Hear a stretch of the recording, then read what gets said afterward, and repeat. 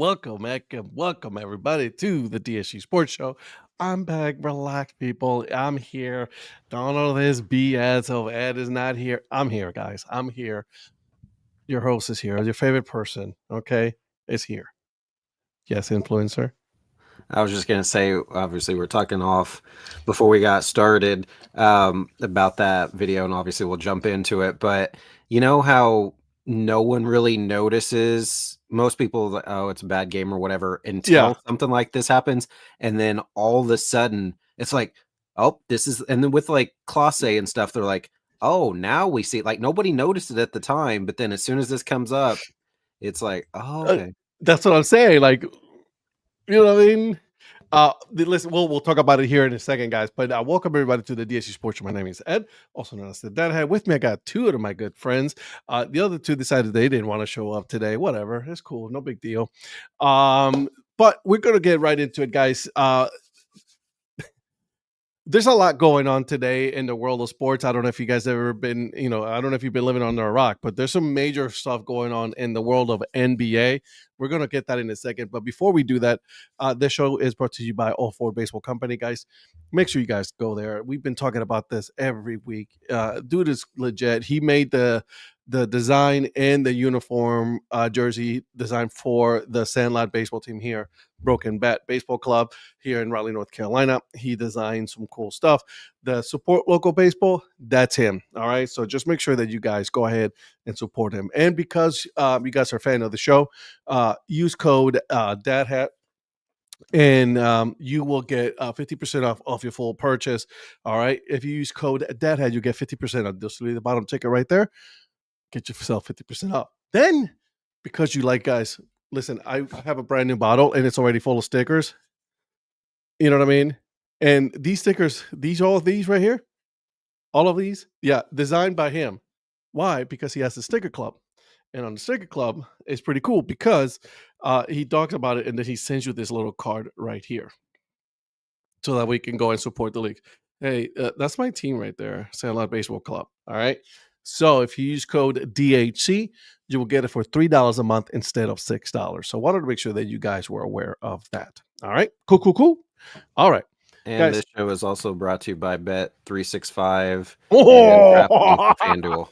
DraftKings, FanDuel's, ESPN Bet, which, by the way, pull their plug as they were talking about the news. What a coincidence there. You know what I mean? And also brought to you by... Never mind, because I don't want to get, all of a sudden I got people, with heads and stuff. So we're going to not say anything.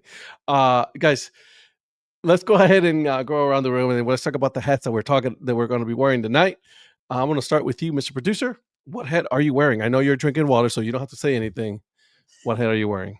Tonight's hat is the Gastonia Honey Hunters, the old Atlantic League team before they became the Ghost Peppers. Went there about 2 years ago, maybe. Really nice little ballpark there, and I really miss this logo. I love the colors with it. You can probably see this hat from space. Really, just how bright it is. So. It matches my car. It's perfect. I like it a lot. The man of the hour. Oh, Joe. The man of the hour. That's why someone is wearing a certain hat. As a matter of fact, Mr. Influencer, go ahead and tell us what you're wearing tonight. Yes, sir. Obviously, I think you'll probably talk about it maybe a little bit here, but big thanks to Mr. Joe up in Toronto. My wife's like, well, why if he's from Toronto, does it say Pennsylvania on the package? I'm like, it's a long story. They're having a strike right now, and he's from Erie, so let's just go with that. So anyways, I got the Erie pepperoni balls.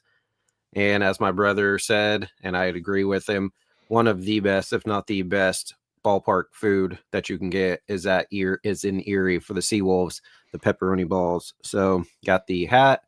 And today I just picked this up. Glad it's back. Shock top, but it's also not just shock top. It's twisted pretzel wheat, and it is delicious. I have not had a shock top in a long time. Shock top is good by itself, but the twisted pretzel is really, really good. Interesting. Liquid pretzel. It's really good. How long have they had I've never seen the pretzel one. Really? It's been around for quite a while, but it's a seasonal. And so it like goes away. And they have also like a lemonade shandy as well. Those are kind of the 3 ones they have. Which is But yeah, so shock top twisted pretzel, if you go check it out, it's really, really good. Some people may not like it just because it's pretzel, basically like a liquid pretzel. I really, really like it. So it's been around for quite a while, Virgil, but it comes in and leaves, and so it'll probably be gone here in it a comes couple and months. goes. Yeah. I am not drinking anything, and I'm just drinking water. But I'm wearing my my Rodeo Cats hat. Right, look at this thing. From Official League. So you know what I mean. We got a hat to wear with the state of Texas. It's a comfortable hat. But the main thing, guys, let's talk about what we have, right? Because as I'm coming home, and I got home yesterday, I had a package, right? Waiting for me. And I'm like, oh, okay, I didn't order anything. And whatever I ordered is not here yet. So it's not that. So here's the cool thing. The Mr. Patrick's burner account, right? Joe Sheeds decided to send us a package. And guys, I'm excited for this. The one I don't have, it's a refrigerator because I'm gonna eat it later. But he sends us some delicacies, and I'm very intrigued by these. So let's start with this one: Lay's ketchup chips, With the Canadian flag up there, and right up there. had that Joe for dinner. Had some hot dogs, and then had those for dinner. So I've seen it before, but I don't know if I've ever had it. But ketchup chips, they were good. I liked them. And then the all dressed Ruffles Mhm. again, with the flag right there, and I like that it's also in French. Right here at the bottom. That's pretty cool. Ruffles are Ducron. Okay. And then some coffee crisps. I had one of those already. Really, really good. Man, and then what's not here, it's in the refrigerator. And let me tell you, I got excited. My wife got excited. Pepperoni balls. You mean these right here? Oh, yeah, those right there. Yeah, I literally just got home probably about like 2 minutes before the show started and opened it up, and I saw these right away, and I'm like, okay, I got to get these in the fridge, but just to show them off. I appreciate you having those. So, No problem. Joe, thank you so much, man. I greatly appreciate it. It's truly appreciated. So, thank you, my friend. Thank you. Yeah, really appreciate you, Joe. Absolutely. Zach, we said he doesn't drink alcohol, but a pretzel sounds weird. Joe is the man. Absolutely, Patrick. And then Ed, no Tim Hortons. No Tim Hortons. I'm not a coffee drinker. I don't drink coffee at all. Like at all. Like I actually some K-cups, and my wife had some Tim Hortons K-cups. Yeah, Darla has had those. So like I hate them. I actually hate coffee. That's a good thought, Phil. Goldbelly, that's the way to go right there. Now we're talking. Us. Hey, Goldbelly, sponsored DHC Sports Show. Yeah, let's go ahead and put them on. Let's tag them so that way they can come in. All right, guys, let's talk about it. Let's just get into it. I will say this: I really enjoyed this episode of The Sopranos today. Right from the very get-go, like in the morning, I'm like, holy crap. When I said that to you guys, I'm like, what the hell is going on? So at 6 a.m. Eastern time, Terry Rozier was arrested by the FBI. At 6 a.m. on the West Coast in Portland, Oregon, Chauncey Billups, head coach of the Portland Trail Blazers, was also arrested by the FBI. And we're all like, what the hell is going on? Well, apparently, the FBI has been conducting a 2-year sting operation on gambling that involves racketeering, involves the mafia, right? It's wild. There's so many things going on right now with this that like you just can't keep up with all the stories. No, it's definitely been a roller coaster when the first, because I thought it was just okay betting in sports. All right, cool. We've had that, and then when Billups happened, I was thinking, "Ooh, a coach doing that? That's different." And then the illegal poker games came out. I'm like, "Oh, okay." So the Chauncey Billups thing was interesting, right? Because they're not related, but somehow they are, from what I understand. Some people are involved in both things, from what I understand. And the one that's very interesting to me that is just the juiciest one is the Chauncey Billups one, because apparently this was related to poker, illegal poker games that he was hosting. And so this also involves the mafia. So apparently what they were doing is they were using his name and likeness, if you want to put it that way. So that way you can meet Chauncey Billups, and then they would steal pretty much all their money and threaten them. So like, I mean, there's like so many layers to the whole story. What's it, la nota cosa, like the Italian mafia is involved in this one, and I'm like, oh my god. And then Eric was like, what are we in the 1920s? I'm like, is there still really a mafia? Like that I sent over, I mean, there were so many articles we were sending back and forth today, but then also a lot of jokes and memes and everything. But there was one that detailed, and it's all said, this guy obviously said allegedly at the end, but this super long tweet he had about X-ray, contacts and sunglasses, and they could see through cards, and then they showed a video of what it would look like. I don't know if you guys saw that, but somebody put on glasses, what it would look like, and you could see through the cards to see like what suit, whatever number, whatever on there. I'm like, that's so sophisticated. That's absolutely just insane. But that's like our whole day today was just us going back and forth, talking about all that. And then somebody put, by the way, I just saw a tweet by Spooky on Twitter, not Cleveland. That's like just made my day right there. I was like, thank God it's not Cleveland, because obviously you got the whole situation with Class A and what's his name? God Almighty, Luis Ortiz. They're both being barred from playing baseball right now in Major League Baseball and down in the Dominican winter leagues as well. So they cannot play any baseball anywhere. And from what I understand, it's bad with them too as well. So, and by the way, I'm going to say it out now, and I'm going to say it. Gilbert Arenas, he snitched. They told him, listen, you're about to get 20 to life. Oh, man. Listen, so it was Chauncey, and it was Terry, and this happened, and their cousin and the cousin's mama were there, but this dude didn't know anything, but he knows somebody that did something. Gilbert turned on everybody. Which is really the least surprising part of the story to me. 100%, because if you know who Gilbert Arenas is, you know he would most certainly do all of that. So yeah, I agree with you there. And what you guys think? Tell me, talk to me, and on the chat, please put what you think, because this is too much.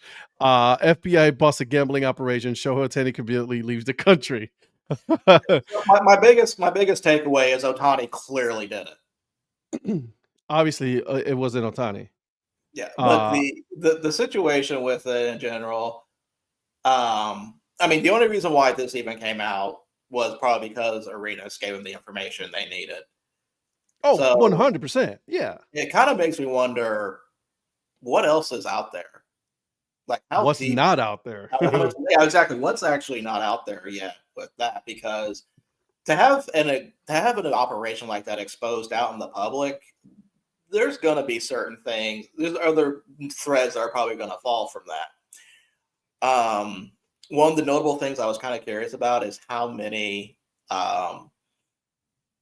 kind of like companies that were going to like not say they sponsored by betting as much, because we talked, one of the things that also was talked about was ESPN hiding their ESPN bet thing during the conversation. Yeah. Talking about it.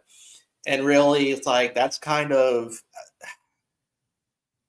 something like this was bound to happen, because when you have sponsorship, being aligned with gambling and all that, these are things. Gambling is a problem. It's an addiction for a lot of people.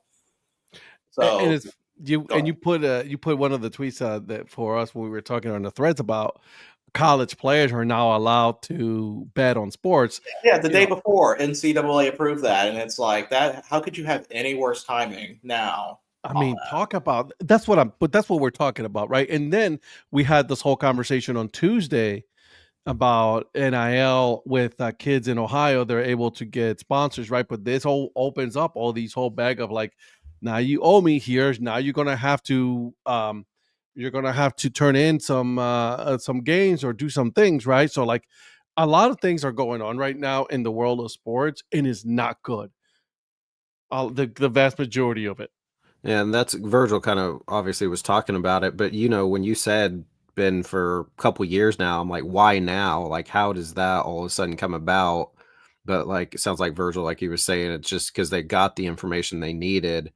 It just seemed weird timing. I don't know that it was because everybody's like, oh, started the NBA season. Like, it was just really bad timing, I think, I maybe. got a theory on that. But it's not a sports related theory, so let's go ahead and move on from that. Just because of what I think it actually is about. Why it came out now. Patrick, as long as that bet is placed in Kansas, we are legal here in Kansas for sports betting. So no, as long as your Kansas high school football is the bet is placed here in Kansas, it should be fine. Tomorrow, Goddard Eisenhower against Wichita Northwest. Let me know what you got, Patrick. That's funny. What you got? I'll place the bet. Totally kidding. Don't do that. But honestly though, that's why I'm always been so like, and even your brother goes like, yeah, don't do it, Ed. Just don't get involved with it. Don't start betting on anything like that just because, right? It gets addictive, like he says. Like, and then I was listening to Dan Patrick. I'm like, I haven't placed a bet in 30 years because I knew that if I kept betting, what was going to happen, right? So it's like Wichita Northwest all in, he said. So but you got Terry Rozier, then you have Damon Jones, right? Giving out information to the bettors right before the game started, like injury reports on LeBron James and all that. I'm like, oh my God. Like, and the Terry Rozier thing was like, like telling his friends, it's like right before the game, it's like, oh, I'm gonna fake an injury early on. And then they placed over $200,000. Probably. I'm just saying, Mrs. By Maria Influencer. or the Mafia? The Mafia. She's a Maria. Virgil left to place his bets for before. Don't worry about it. He got inside information. He got inside. Hold on, I'll be right back. Hold on a second. It's just wild. All of this is wild. Talk to me, Virgil. Like we were saying earlier about the complete roller coaster of it.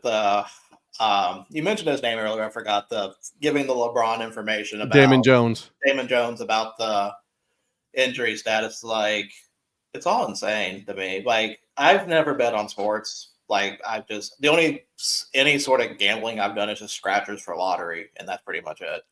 And the only thing I do is the NCAA, the brackets.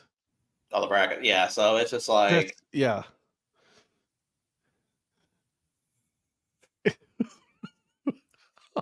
This is influencing. I'm disappointed Virgil isn't wearing an ill-fitting, overly expensive banana costume today. So he said the other day he tried, but it wouldn't fit. But I think it would make it even better if you did get it and it didn't fit. Oh my God! But like, you know which song I would start singing, right? What? Big man and a little. Come on. No. No. Oh, what movie?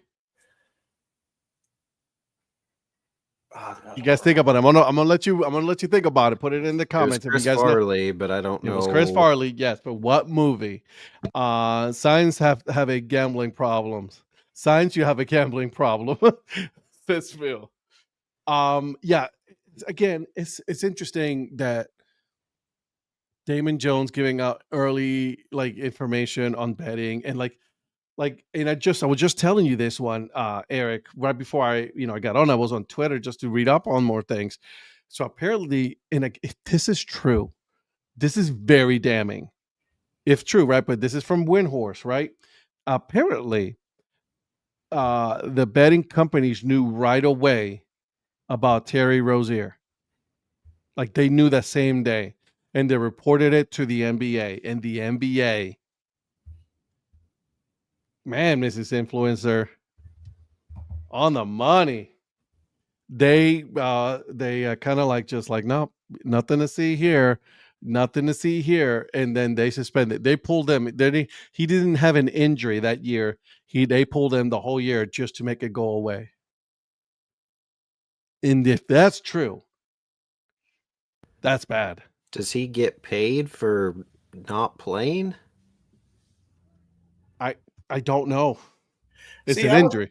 I would find that more believable if Rozier went to all of a sudden pivot to baseball for about 2 years and then came back. I mean, my brother said the same thing. I'm just saying that just seems the NBA thing to do when people want to get suspended for gambling. So, but even though it's not verifiable yet, it does sound believable. It does. Real quick, don't mean to get too far off topic. Did you see the Superchargers are wearing their old school navy blue? No, old school retro. Yeah. My school used to have the exact same helmets. If you flip on the game, they got the retro going on. It's a pretty sweet look, and it has on the side of the helmet the numbers. So like they just showed Herbert with the 10 on it. My Kent State, we used to have the exact same helmet at our school back in the late 2000s. So, anyways, okay. So again, this is an ongoing situation. Again, listen, a lot of information is going to come out. They said that they arrested about 30 people. That's a lot.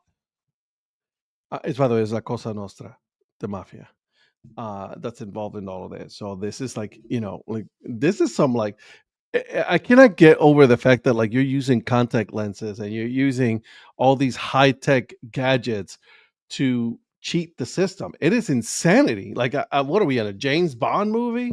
Exactly. That's what I'm just like. I don't understand how. I was like, man, I need to switch my contacts out. My normal biofinity are nothing. I need some like. I'm going to need some new glasses. You need to go to the black market to get those. Yeah. It's insanity. Like, I don't understand. Well, these new glasses now, like they can project like, what you're reading here, and then you can see that. So I'm like, I guess, and you got these Meta glasses. So I guess I can understand that part. So it's an ongoing situation. We don't know. And I did see the video of Chauncey Billups leaving the courthouse, which was actually kind of hilarious. And kind of sad at the same time, right? Like, you've made over $100 million your whole career.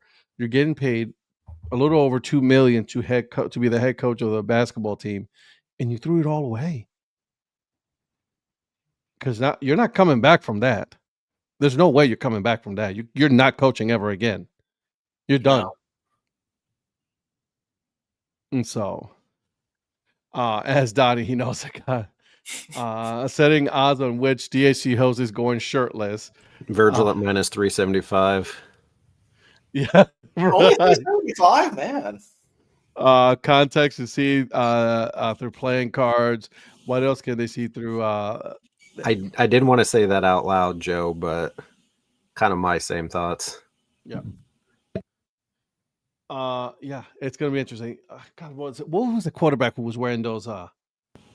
Drew Brees, when he was in the league, when he was playing for the Chargers, he was wearing those uniforms.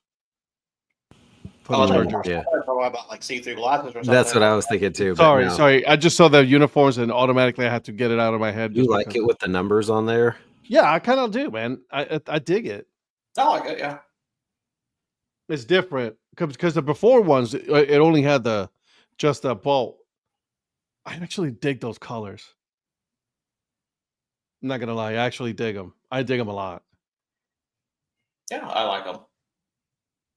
Oh, interception. Well, pick six. We know who's ahead. Anywho, anything else besides the sports news that we need to talk about? We need to cover right away, Mr. Producer. I know there's some things that came out not too long ago. There's some stuff with minor league I want to talk about real quick. Just about that there's teases from Pensacola and Louisville Mm-hmm. and Binghamton, so we'll keep our eyes on that. But we have a new affiliated team in the Frederick Keys, and they had Correct. a little refresh with their brands. So I'm gonna pull that up real quick. Do you have it up already or no? I have the screen up. I'm about to just Okay, good. share it. Ooh, that's coming back. Yeah, that was incomplete. Oh, nice ad. Man, of course, all the ads. Now you got to pay for it too. No, I don't have to pay for that. Oh crap! Now see how it goes away. Damn it. There we go. See how long that screw this. I'm gonna try this another method. So the one that I like the most out of these new ones is definitely the F with the key through it. 100%. That's exactly what I thought. That's probably the best out of them. It seems probably the only one. Seems simple, but I really like it. That's when I first saw it. I was like, I actually like this one. And you can check out because we had their broadcaster on our podcast a couple weeks ago. I see nice little. Patrick, go to the wedding. We're busy over here doing a sports show. Yeah, right. Do you want me to pull up the MLB promos? Yeah, it's not working for me. No, it's frozen up. Gotcha. Okay. See, this is what happens when you go to those gambling sites. Yes, the gambling site known as the Baltimore Sun. Yeah, that's what they call it nowadays. So this is their uniforms right there. That's one of them. They're also doing this gray one. That's actually not that bad. Here's one of the keys, F with the key right there on the hat. This is from promos right now. This is what I was able to get in the keys one. I'm trying to look up see if they have the other one because I cannot find. Oh, there it is. I got it. Is this the one you're talking about? Yeah, that's their new, I guess their main one. But the one I like, that's the one I like the most. Yeah, I like that one. That's gonna be on the hat. Key City. And they're also, I guess, using that little logo right there. I mean, never wrong to have a mascot logo. I'm not like super like, wow. You know what I mean? Are you ever? Not lately, man. That's the thing, though, dude. I've been wanting to be like wild lately, and it's like none of them have really, can I make a confession? Okay, yeah, sure. The two logos so far that I've seen that I've actually liked has been from the banana ball. Nah, got him. I knew it. No, I really like the Cocos. Come on, man. Those are good logos. Those two that came out with. Yeah. That's a problem. And then you got these, and I get it. Listen, they're an affiliate team. They were not there. They were a prospect league, before. So I'm guessing they didn't have a lot, but you could have done a little bit better. You know what I mean? And I'm just not impressed by a lot of people right now, a lot of teams that what they've been putting. I'm just haven't been impressed by them. It sucks. It makes me mad because I want to like them, but there's nothing I'm like, whatever. It is what it is. Man, you're usually even keel. You don't get mad at all. I'm not mad. I'm just disappointed. How's that? I think that's worse when a parent tells you that there's a point in it. I think that's worse, right? Patrick, if you're here for the comments, then why didn't you laugh when I made my Usher joke? Your what joke? Exactly. Ouch. This guy who doesn't even know who Casey Anthony is, so. Well, yeah, bro, for real. I wouldn't expect him to know Usher either.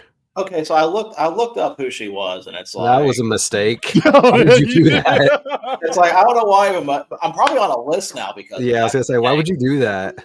Well, because I didn't understand the joke. Please tell me that you looked at it on your personal computer, not your work computer. No, not on the work. No, not on the work computer. No. So I did not realize there was a OJ for Suburban Housewife. So that was good to know.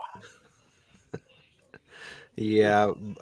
By the way, don't look that up. Don't do it for your sake. Just don't do it. Let's just moving on. Okay. So put it in the comments. Ed is turning into a Bananas fan right before our eyes. New. Real quick, Oh, just since Terry is on here, shout out to his podcast today. He has on Katie Woods, who's the NBC tournament director here in Wichita, and they talk pretty much all about the history of the NBC and bringing baseball around the clock back. And there's obviously not confirmed, but right now it's a 16-team tournament, but they're possibly looking to expand, which would be incredible. Bring in more summer collegiate teams, the premier summer collegiate tournament. Zach, you need to get here hopefully soon to see the tournament. I know he always watched. He was watching when he was overseas this summer. He was watching the tournament. And Virgil, I know you're going to try to get here. But yeah, shout out to Terry and his podcast today, having the tournament director of the NBC on. having to be able to see if we're allowed to do like a broadcast for the show while there would be kind of cool. She told me, Katie said that if we want to record, like, obviously Johnny wasn't here, but like if somebody wanted to record, she would set us up like up in the press box or somewhere they have availability. So we could have done like a live podcast from there. She already said she'd take care of us. And then Let's work on it. Terry and I couldn't get it because I didn't have enough followers, and neither did he, but he got it to work where he could do Instagram live. So we went live probably 6 or 7 times during the tournament on Instagram, and it was a lot of fun, just updates of how we're hanging in and everything. So he did throw out my name like 4 different times. So thanks for that as well. Katie is awesome. Dropped the influencer name a couple times. All right, but listen, let's try to work on that. See if we can get something in the works for that for the NBC series. So let's see if we can do a DHC Sports live. Oh yeah, there. for sure. I like that idea. I'm trying to convince Patrick to go so we can take him to Stillwater afterwards. So. What are the dates on this again? It's not confirmed, but give me one quick second here. Yep, not a problem. While you're looking, Virgil, any other logos or any brands that have been coming out so far besides the ones you just mentioned? Besides the teases I mentioned, the Beloit one that we saw on Tuesday is coming out tomorrow. Yep. And I can confirm that is going to be a new identity, so we just don't know exactly what it is yet. So we'll look forward to that one. There's nothing else that's really out yet that I'm aware of. Okay. So we'll just kind of keep our eyes open for that. Sounds good. All right, Eric, talk to us. So obviously the dates of the tournament have not been finalized, and obviously not with round the clock either. But based off of when the tournament is every season, I'm 83% sure it's probably going to be July 25th and 26th, 2026. So July 25th and 26th. Okay. 2026 is when I'm guessing they'll probably do baseball around the clock. There it is. Look at Joe speaking of 2026 vacation weeks as we speak. That will be a nice road trip. Absolutely. By the way, 11 games in 33 hours. Yeah, so that would be cool, interesting, because that would be like, then I would have to come back early before the 28th, July 28th, because the 28th is my daughter's birthday, so I can't miss you'll be back on the 27th. Yeah, so because it gets done 7, 8 o'clock, 9 o'clock, the latest on that Sunday, and then you can travel back on Monday. So fly back. Yeah, it starts at this year it started at noon on that Saturday, so you would just have to either come in Friday night or super early. Probably be better come in Friday night, hang out and all that. Yeah, Terry came in this year, he was went to a wind surge game the night before, and it had a really bad storm that actually canceled the rest of that game. But he came in, went to the wind surge game, and then got up and we did round the clock the next 2 days. So I don't know. Actually, you know what? I could find that schedule, see if wind surge are at home again. That'd be cool. By the way, I will call out the arena football teams. There's a lot of arena football teams who have absolutely shit logos. They're not bad. They're just shit. They are bad. And that really makes me mad because they used to have some cool logos in the AF1 league, and like the Philadelphia Soul, that logo sucks. The Sugar Skulls, that logo sucks. There's been some bad ones, so you guys got to step your game up on these logos, guys. Let's go. Let's not. Like I said, you talk about AF1, Arena Football logos, but like some of the AF2 logos I miss. So do I, dude. Right.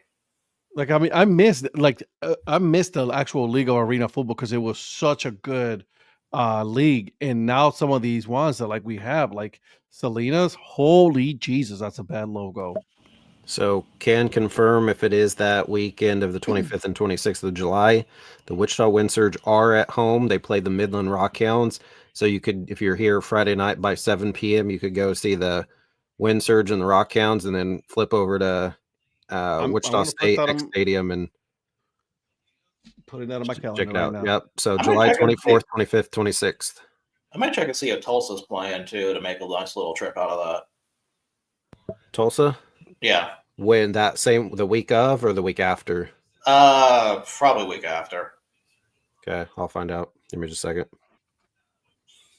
Because I've been trying to get that ballpark I've been trying to get a game there for years. So. Have you not been to One Oak?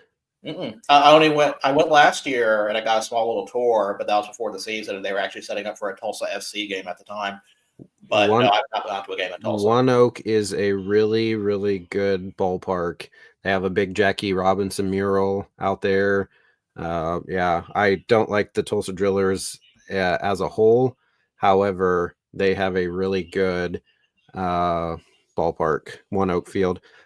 July 26. Yeah, so they're correct. She is correct. See, you said she was smart. If you go back up, I saw that. She's really smart. So, yes, Virgil, July 28th. So obviously they don't play on that Monday. So you could go to Stillwater like on that Monday, and then the 28th they're at home against the Northwest Arkansas Naturals. So, yeah. So if you go the weekend after or the week after, they are home that week starting on that Tuesday. And by the way, Patrick called you out. 83 is oddly specific, especially in the theme of the night, gambling. 83%. Yep. That's oddly. What is the over/under on that? Gilbert Arenas, don't try to call me out here. No, he would snitch on you. So, oh my God, Tulsa Drillers is a fun time. Beer and cheese made out of cream cheese. Oh, beer cheese and cream cheese to put on their burgers. Okay. So the Chargers recovered that from that and got a touchdown. Yeah, after it was an incomplete overrode that they threw to some no name and who? Gadsden. Yeah, exactly. And so yeah, they go from being down 7 to up 7. Sorry, that is Mocha Magic starting TE Gadsden. Of course it is. Who are you playing this week? I am playing Mrs. Mayor this week. Okay, that's fine. I let her win last week, so you can beat her this week. I have no shot at all this week, dude. I have no shot. Did you see what Donnie posted? No. He got a banana ball and he said he could have caught it. He couldn't have caught it, but he didn't want to get an out for Clemson. Whatever, just catch a baseball. Catch a ball. Jeez, downtown Tulsa is underrated too. I did enjoy my few hours in downtown Tulsa when I was there earlier this year. I'd recommend running over a dead armadillo on your trip and then going to Dead Armadillo Brewery. Not that happened with Samantha or anything. Well, I feel like hitting a dead armadillo, especially either in Oklahoma or Kansas, is kind of inevitable. Yeah, but luckily it was already dead. We just made it even more dead. And then we're like, oh, look, there's a brewery called Dead Armadillos. That's perfect. So check out Dead Armadillo, amongst other breweries in Tulsa if you do. Oh, my goodness. Monday Patrick coming out tonight. Oh, real? Hey, save that comment and send it to Donnie. I'm going to star that comment so you can see that when he comes back next time. That will be hilarious. Let's do that. Got it. Wow. So speaking of gambling, San Francisco Giants are gambling on their new hire. I'm so confused by this hire. I thought it was kind of a joke at first, like maybe Vanderbilt fans were trying to pull something, like manifesting something, but nope. No, Tony Vitello, the coach of the Tennessee Volunteers, is now the manager of the San Francisco Giants. New York Giants used to be. Now Yeah, I got you. Well, I meant the football team, and that's Oh, what the problem was. that's what it was. Okay. Yeah. 78% chance to beat Ed in fantasy football this week. Oh yeah, I think it's more like closer to 99%. My team is gonna suck this week.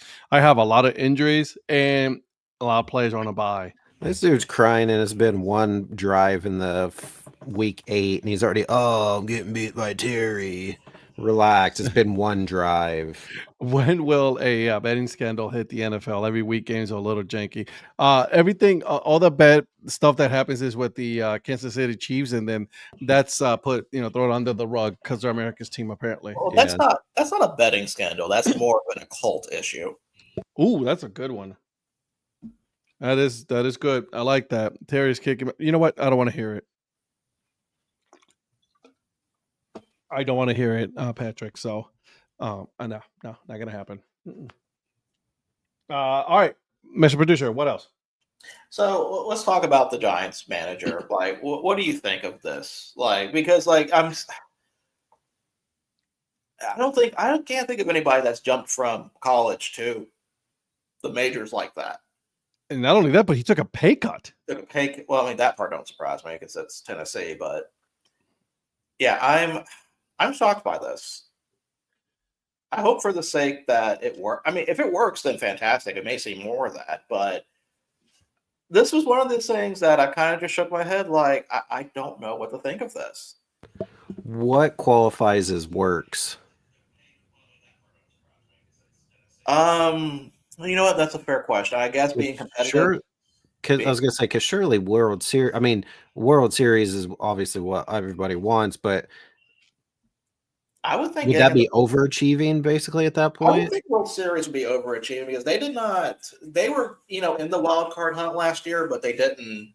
They fell off on the end. Maybe playoffs is where that line is for the first year.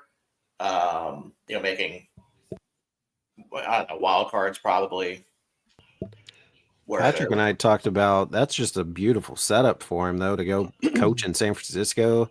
Great ballpark, good food. I mean, I know he's not going to eat during the game, but kind of same colors. I mean, yeah, especially the orange, at least. There's been two hirings that I'm kind of a little confused about, just because it came the Angels one because it came out of nowhere. I was going to bring that one up next because the front runner was supposed to be Pujols, right? I don't know if he was the front runner. I just knew they were talking to him. Well, there was some news that they were saying it's like there's one of the favorites to get in London, and listen, Kurt Suzuki, that's his name, right? It's Kurt Suzuki. Yes. He's a catcher, so like he's a very smart person. Usually, you got to be really smart to be a catcher in Major League Baseball. You got to know a lot. And most of the most successful managers in baseball are or have been catchers. So I mean, I'm intrigued by this, but it's just like that one was a little intriguing to me. I remember he played in Double-A here in Wichita, not for the Wranglers, but against the Wranglers. So I remember him, and the Wranglers haven't been here since 2007. So I'm trying to remember who he played for in the Texas League.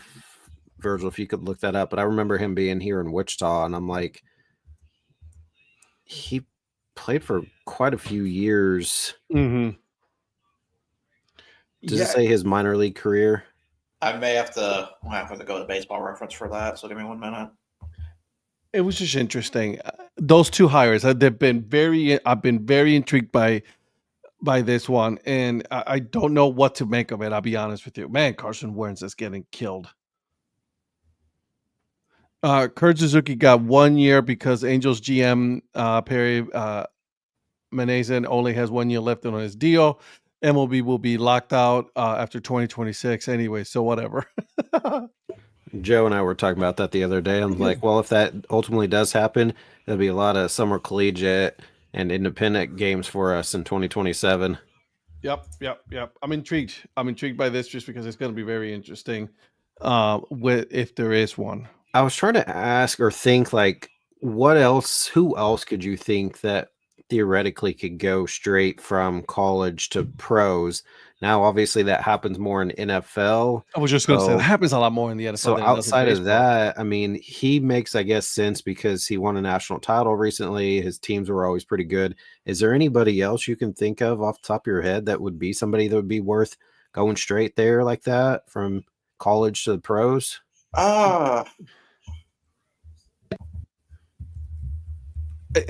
No, to me, Well, I'm sorry. What was that? Vanderbilt's coach, maybe. Isn't he older though? I mean, I know there's older managers in the MLB, I guess, but that's kind of the thing. Like, I'm thinking about teams that have had. Is that Tim Corbin?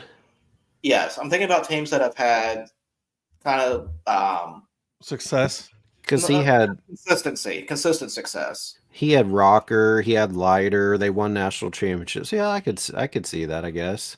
I think though with Vitello, he's a younger guy, which I guess would fit okay, but I think it's just gonna be, I don't know, one of those things where going from college kids 18 to 21-ish now to guys that are possibly older than you. I'm not sure how old he is, but possibly some guys that are a little bit older than him in their late 30s, early 40s type of. So how's that going to do managing those older guys that I know they got NIL now, so they have money, but not millions of dollars like these pros do. So here's a question. If Devers, is he going to stay around or is he done already in San Francisco? And if he is there, how's that going to work for this college coach to try to manage Devers as an example? Devers needs to go away. Let me look at his contract real quick. Is that bad for me to say? Gambling? Or are you going to throw his name out there that he's gambling? Somebody was going to throw his name out just so they can get him out of there. Dude, have you seen all these people are like any coach they don't like? They're like, oh yeah, I've been gambling a long time. My name is Rich Bisaccia. I'm the special teams coordinator for the Green Bay Packers. Like they just anybody they don't like, or they'll put in a fake email address. Right. FanDuel sign up bonus shoheiotani@gmail.com, and there's so many of those on there that oh my god. I mean, it looks like the Giants have taken the contract. If I'm reading this right on there, they took his contract. Comment. Because they say he signed a 10-year contract, and if the summaries are correct here, that shows the contract expanding through with the Giants. So then, good luck with the go from college to managing. Wait, but I thought Patrick, and just put it in a comment. Which contract are you talking about? Are you talking about Devers' contract or the head coach? The Devers contract. Okay. Because that Devers contract is horrible. No one wants it. Nobody but wants him. Well, San Francisco did apparently. Well, they thought they could turn him around, but apparently not. He gets in his own way. Schlossnagle. I mean, he was good at TCU. Where's he at now? Is it Texas? No, you said TCU. No, that's where he was. Yeah, I think Texas is right now. Okay. By the way, just so you know, like the Nordiques and the Whalers are playing tonight in hockey. And if you guys already know, those teams don't exist anymore. Mm. The Whalers are the Carolina Hurricanes. So basically, we're just watching two teams play as dead franchises. Pretty much. This dude just wants to ask all these questions and answer all these questions instead of just getting on here. That's what I'm saying. Just get on, dude. Just come on already. Do you think Josh Holiday would be somebody that could go MLB? No, I didn't think so. What is he doing now? Isn't he Holiday? He's still at Oklahoma State. Says Oklahoma State, and their teams are bad. Yeah, they're not any good. But that's the thing, though. I honestly think that, like, what the reason why you see a lot of more coaches for college and the NFL jump from college to NFL is because the NFL doesn't have a minor league system. Whereas in baseball, there is a minor league system, and also it helps as a development for major league players to become coaches and other people to become coaches. So you see the development there, right? Usually they'll see them move up from single A, double A. So that's why you see a lot more of them getting hired in Major League Baseball as to college. Who is this tight end that you have that keeps catching every pass that's thrown? Yeah, for real. Jesus. Love those Whalers uniforms. Springer wears a Hartford Whaler color better. Yeah, because he's actually from Springer's from Connecticut area, so growing up he was a Whalers fan, and that's why he wears it all the time. Did you know that when somebody comments this much, usually you throw out a restraining order for as much as they message you this often? So his name is Oronde Gatson II. He's a rookie. He went to Syracuse. Should we trade? Do you need somebody on my team? How come nobody's been trading? Let's trade. I'll trade because I need some help. God knows I need some help. Sweet Jesus, I need some help. Oh, Patrick, Donnie, I'm not taking your quarterback. Patrick keeps on ignoring my my trade offers for Stafford, so it's like whatever now. You want Matthew Stafford? He's your hero. He's my hero. I get it. I understand. Listen. My QB situation's a revolving door at this point. So, so is mine. Yeah. Did he say that he had Stafford on the bench on Sunday morning? Yes. Then why would he not get rid of him? Because he had a monster game against Donnie's team. I agree. He should drop him in embarrassment or trade him to his number one fan. Zach, I'm not disagreeing with you there, buddy. Nothing is going to help me. I need a miracle. And even then, I'm probably still going to end up losing. It is that bad for me. So, anywho. All right. Moving on. All right. What do we got? We already talked about the NCAA thing a little bit about they were allowing their players and staff to bet on pro games. I'm sure that's not going to cause any problems whatsoever in anything. No. But have you guys, let me find this article again. Apparently there was let me find it. The referee in the SEC that got let go. Yeah, from the Georgia Auburn game. Georgia Auburn game, which if anybody saw that game, you would kind of understand why. Dude, he blatantly was horrible. He was that bad. So he gave Georgia the advantage. Yeah, he's permanently suspended after the Alabama-Georgia game. Said, according to sources, there were 11 complaints against Williamson and his crew during the game.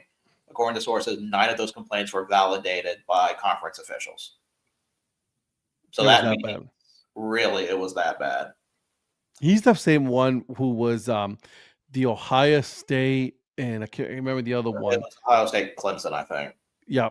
That same thing, same situation.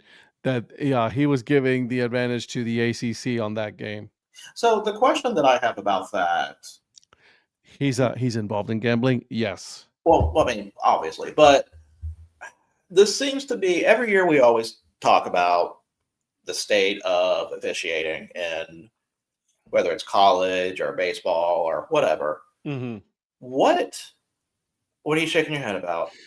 Sorry, there's a commercial that just came on that says AWS is how, and then it would say how what? AWS is how the whole world shut down on Monday.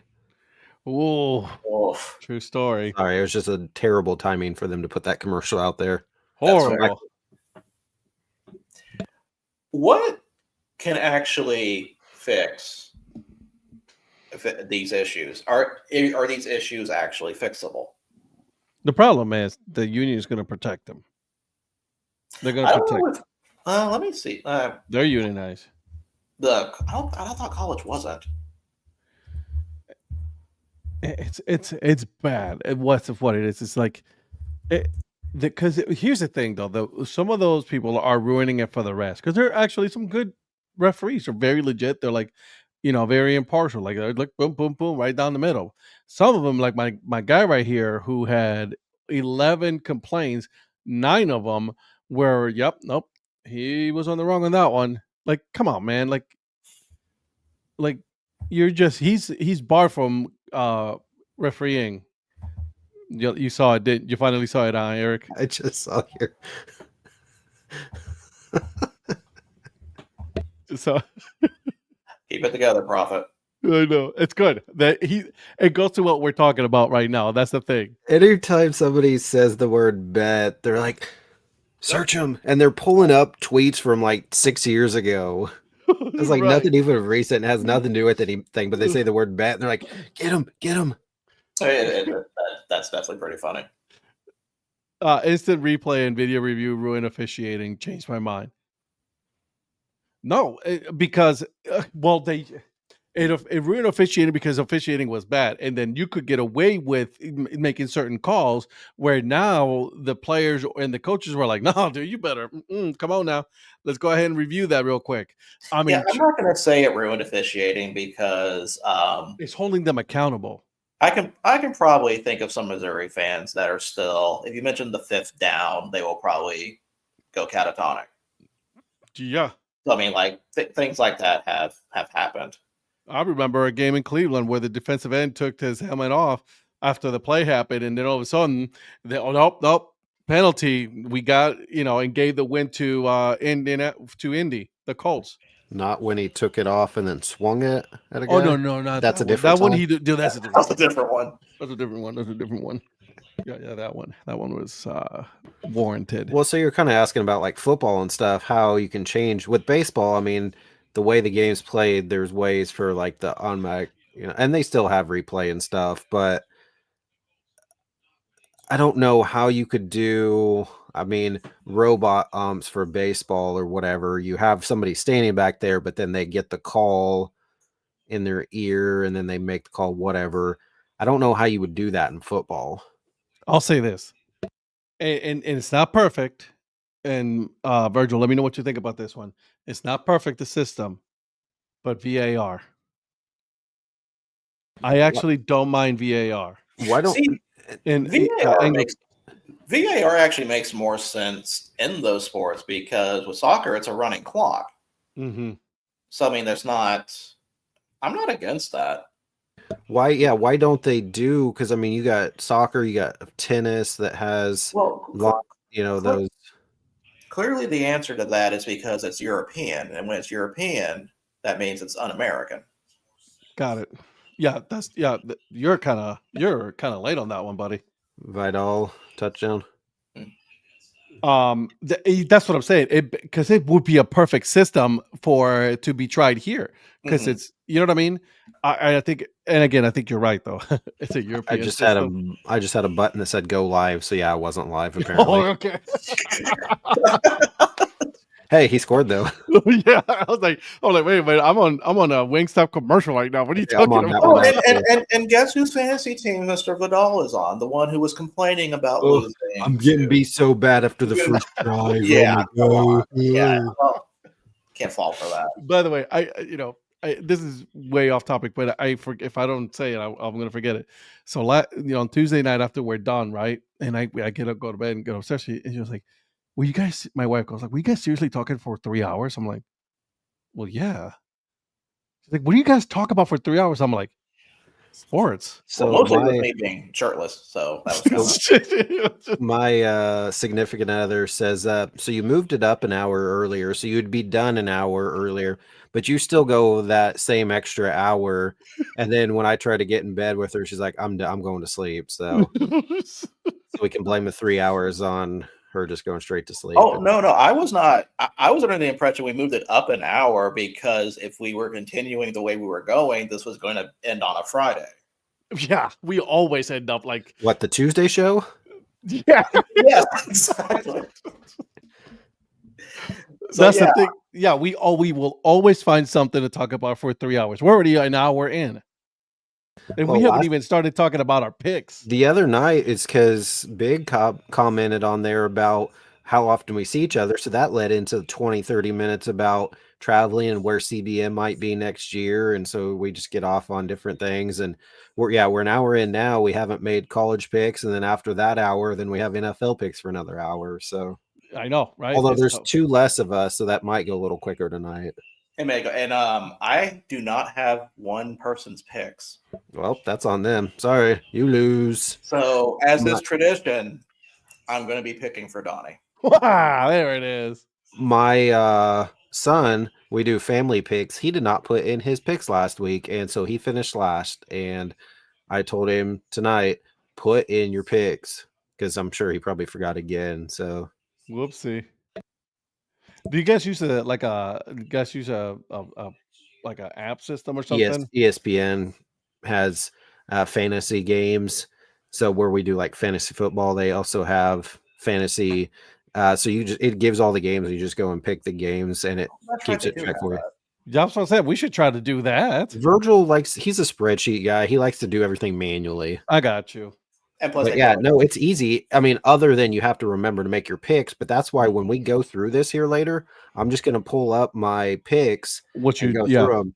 But it's me, Shannon, Samantha, and my son Zach, and then the winner gets to pick where they want to go for dinner. So this past year when I won the overall 17 weeks standings, I picked Kobe's Steakhouse. So we got to go to like Bocce and do that. And I said, and they were making fun of me the other day because I won.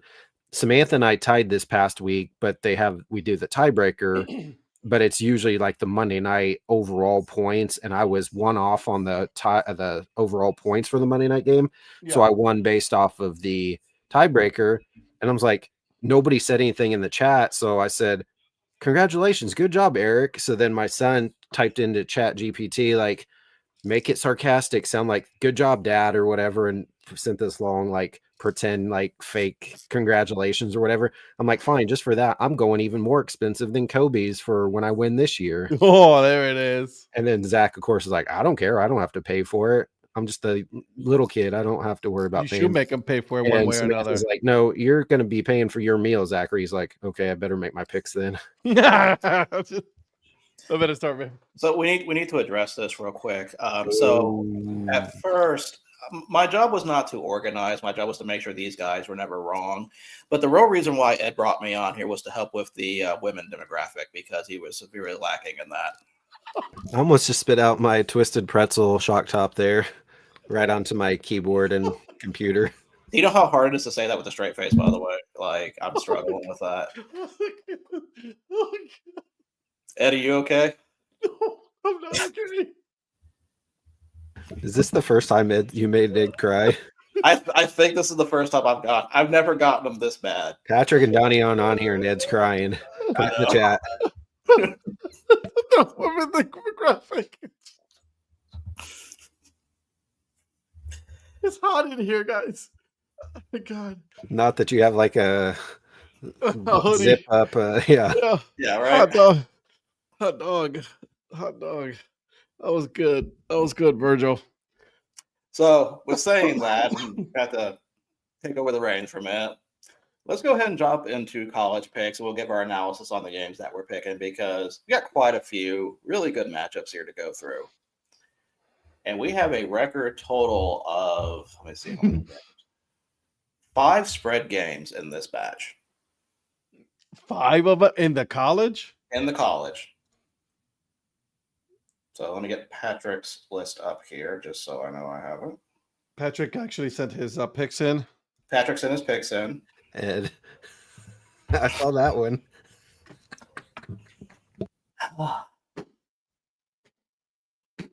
Girl has done nothing to you guys. Oh my God. All right. Are you guys ready? Yeah. Yeah. Ed, I feel like you're going to pass out for them. Like, I'm worried about you. You're turning kind of red. Oh my God, this is so good. I'm actually turning my fan on. I have a fan on like on the side every night. So just when it gets too hot, I just turned it on. I mean, there's other ways to cool down, like I showed on Tuesday. Just like yeah, apparently. No, I'm not doing that. Okay, so here we go. Our first game is UCLA versus Indiana. This is a spread game. I was just going to say, it's like, come on now. Yeah. Indiana's favor 25.5 over under 54.5. Indiana 96.3%. And Patrick has picked Indiana to cover. UCLA has looked a lot better recently, but tell me one more time the line. Indiana 25.5.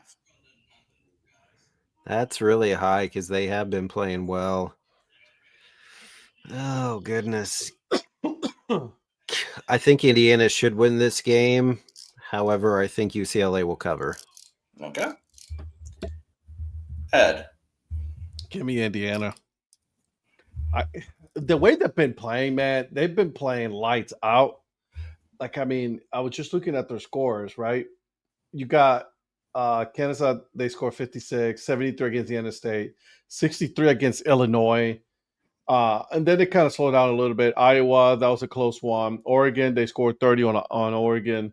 Michigan, they scored 38. Was that at Iowa?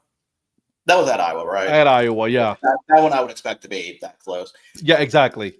And so they have been scoring like a lot of points. So I can see them putting, that, and also UCLA is really not that good this year. Although they have been winning some games since they fired their head coach, so they've been playing a lot better. Considering that Indiana QB is a one of the talks for the Heisman, I think I'm going with Indiana on this. I think this will probably be a game where they're probably going to try to run up to get his stats better. To make sure that he is like, I can say that. And Donnie has picked the Indiana State Sycamores. Gotcha. Next game. I come home from the Middle East and also be working for the shit about Indiana Hoosier football. Hey, man, last year they were good. This year, they're even better. No, I remember watching their in 2020 when Penix was there and that Penn State game and the hype from that team, and then they kind of fell off a little bit. So too bad he got injured a lot while in Indiana. Yeah. All right, next game. This is a straight up Ole Miss versus Oklahoma. Oklahoma is a 5.5-point favorite, over under 54.5. Predictor has Oklahoma at 55.2%. In Norman? In Norman. And this is a straight up, right? Are somebody vacuuming? No, I think she's blow drying her hair. They went to a Halloween party and she had purple spray paint, so I think she was trying to get that out, and now I guess blow drying. I don't know, dude. It was so loud. I heard it. Give me Ole Miss. Okay. This is not a spread. It's only a 5.5. 5.5. Sorry, she distracted me. You said it was a Norman? It is a Norman, correct. And only 5.5. I'd say OU really looked terrible against Texas, but then I expected more out of Ole Miss the other day. Give me, if Mateer's, with Mateer probably still playing, not hurt. Give me OU. Okay. Patrick has picked Ole Miss, and I am picking Ole Miss. And Donnie, who did Donnie pick? Donnie is picking Tulsa. Tulsa, got it. Next game, one that I was really looking forward to until one of them kind of stumbled. South Florida at Memphis. Yeah, you talking about Memphis stumbled a little bit against UAB, huh? Yeah, I had a harsher term for that, but decided not to use that one. Go ahead and use it. They shit the bed. Yeah. They sure shit did. South Florida is a 4.5-point favorite, over under 62.5, and this is a 50-50 in the predictor. So when did you guys see the projected CFP brackets they were doing that had USF against Georgia as a 12-5 game? Mm-hmm. Yes, and I said, why are we doing that here? The season's not over. Yeah. When I saw that, I was thinking USF can take that. So I'm going to go with USF. Obviously, it doesn't matter because I can still hear it just as loud. Did you see your comment? Yes. Because you're a baby. I'm not blow drying my hair in the kitchen because you're a baby. Hey, since I'm a baby, would you mind bringing me Death by Coconut beer, please? Thank you. Love you. Give me USF. If you're a baby, you shouldn't be drinking beer at that age. Fine. I'm at home. It's fine. Okay. He's not driving. He's not driving. Well, he's her crazy. I am. No, that's a true story. Give me South Florida. Okay. It's not like we live in Donnie's mansion and we're all spread out. Yeah, because if we're in Donnie's mansion, she could be blow drying her hair in the next room over, and you would be 20,000 yards away and wouldn't be able to hear it. Right. I feel like that would echo through the marble halls. Well, you gotta. I mean, not if you're on opposite ends of the house. You know. I couldn't hear you. What do you want? Huh? I said, can you bring me the Death by Coconut beer in the fridge, please? Thank you. Okay, so Patrick also picked South Florida, and Donnie has picked the Memphis Grizzlies. Next game, Sunflower Showdown, Kansas State versus Kansas. You're going into this one early. It's too early in the night for this. I need another beer. Do you want me to hold off on that until you are sufficiently buzzed? Apparently, I have a helper that's bringing this to me. Okay. Kansas State, Kansas. Is that the one we're talking about right now? Well, we will hold off on that until Mr. Influencer's state has changed.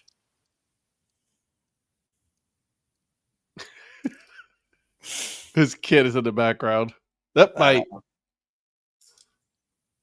Did the kid deliver the beer? He did. Shh. We're not allowed to say that. We don't want to be caught by the FBI. No, he didn't. My wife brought it to me. Okay. It's Oscar Blues. They have a Death by series. It's called Death by Coconut. Mhm. This is my second favorite coconut beer behind Cocoa Brown from Kona Brewing Company. Ooh. Of the three that I've had the Death by Coconut series, my third favorite is Death by Affogato. My second favorite is Death by Coconut. And my number one Death by series beer is Death by King Cake. Okay. Okay, the King Cake sounds legit. It's really good. And it's in, of course, Mardi Gras colored can and everything. Okay. So, I mean, King Cake. So, analysis on this. Both teams had off last week. The game's in Lawrence.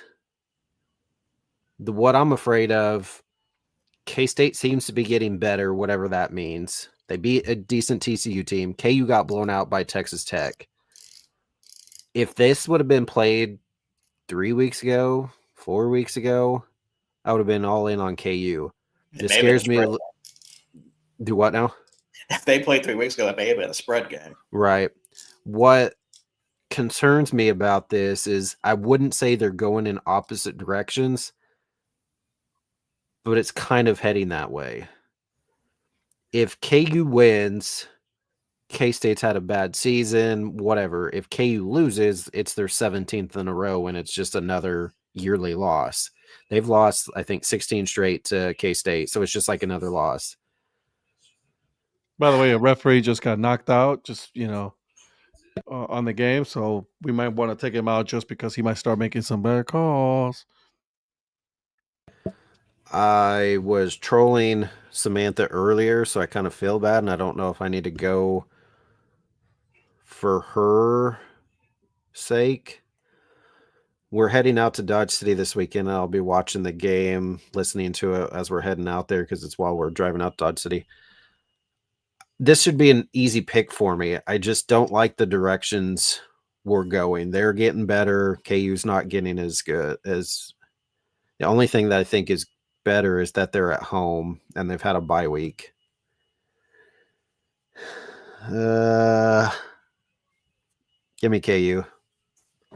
I'm honestly not going to be shocked whatsoever if they end up losing, but this should be the year that they beat them. As bad as K-State's been, in the years past, K-State's been really good, and so it's not a surprise. Last couple of years, KU's beat themselves when they should have beaten K-State, and I'm afraid that might happen again. They should beat them, but they beat themselves. So, yeah, we'll go with the home team Jayhawks, but it would not be surprised one bit if K-State does win that again. Very good analysis. Thank you for that, Ed.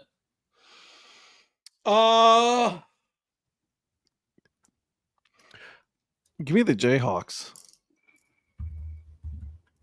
Any particular thoughts? I like their logo. Tell me one more time, Donnie, the line. It's actually not bad, the line, to be honest with you. It's only 3.5. Yeah. KU 3.5. 2.5 when I wrote it. Gotcha. It's 3.5 right now. Total is 56.5. So By it the way, went don't up act like I then? did. Don't act like you didn't. I don't act like that. I didn't hear you call me Donnie. We're not letting that slip. So But so you had it at 2.5, what, yesterday or yeah, whenever, and Wednesday then you night said when I now when I it's 3.5. Yeah, it yeah. went up. I wonder what they're seeing and giving a little more advantage because Donnie's always like, oh, the 3-point home, The whatever. But if home, it's yeah. 3.5, I mean, that's obviously giving a little more advantage. Well, it's a rivalry game though, so Right. like And it's when going to be right. because KU's better. Now they obviously lost a few games already this year, a couple that they shouldn't have.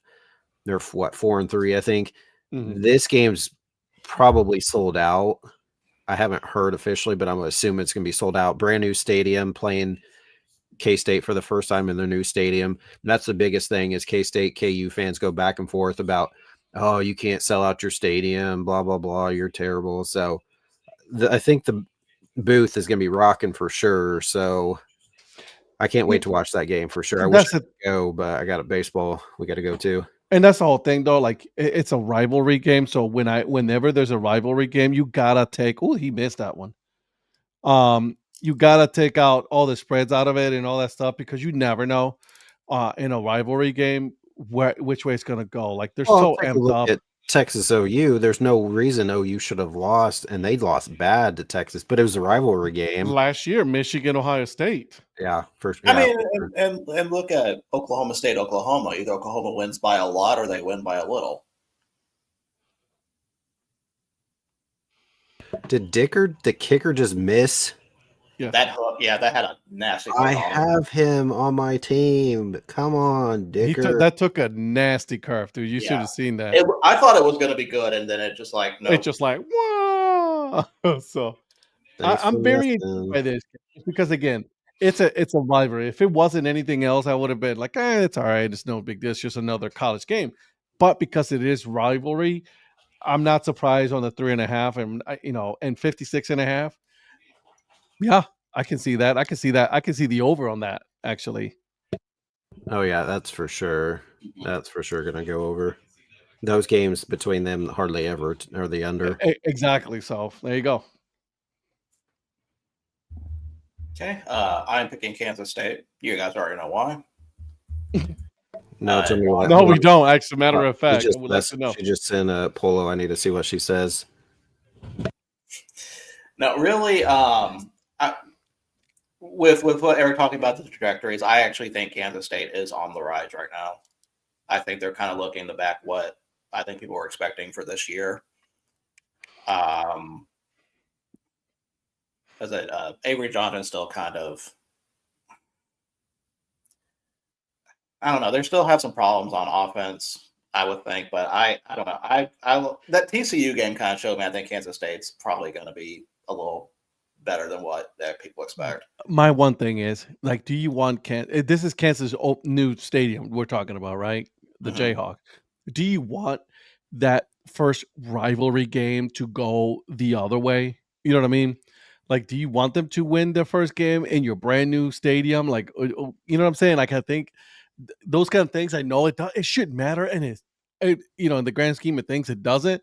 But like when you're that team and they're like, we're the first team to be playing here. We're the first team to play in this rivalry in this stadium. We are not going to let them win. Yeah. So she just messaged me. They're at a cidery. She's in Houston with her dad. And I just asked her who she picked for KUK State. So I'll find out what 128, 175 says here in just a second. I love that we're just calling it 128, 175 for so long now. And Donnie has picked Emporia State. Hey, that's not a bad pick for real, though. They're only about an hour here, and every time I go up to Kansas City, I drive right by their football stadiums at the campus. So they're right off the highway. So, and my brother, when he was playing in high school, one of their playoff games, they ended up playing against Emporia High School at Emporia State's football field, and they lost a real heartbreaker by like 3 points or something. And so that's not a bad pick. Good job, Donnie. Very good. Glad he knows. I'm surprised he knows his D2 Kansas schools. I got to give him props for that. Although I figured he probably would have gone with Pitt State. I was made the Pitt State joke with Luke, but No. So next game we've got.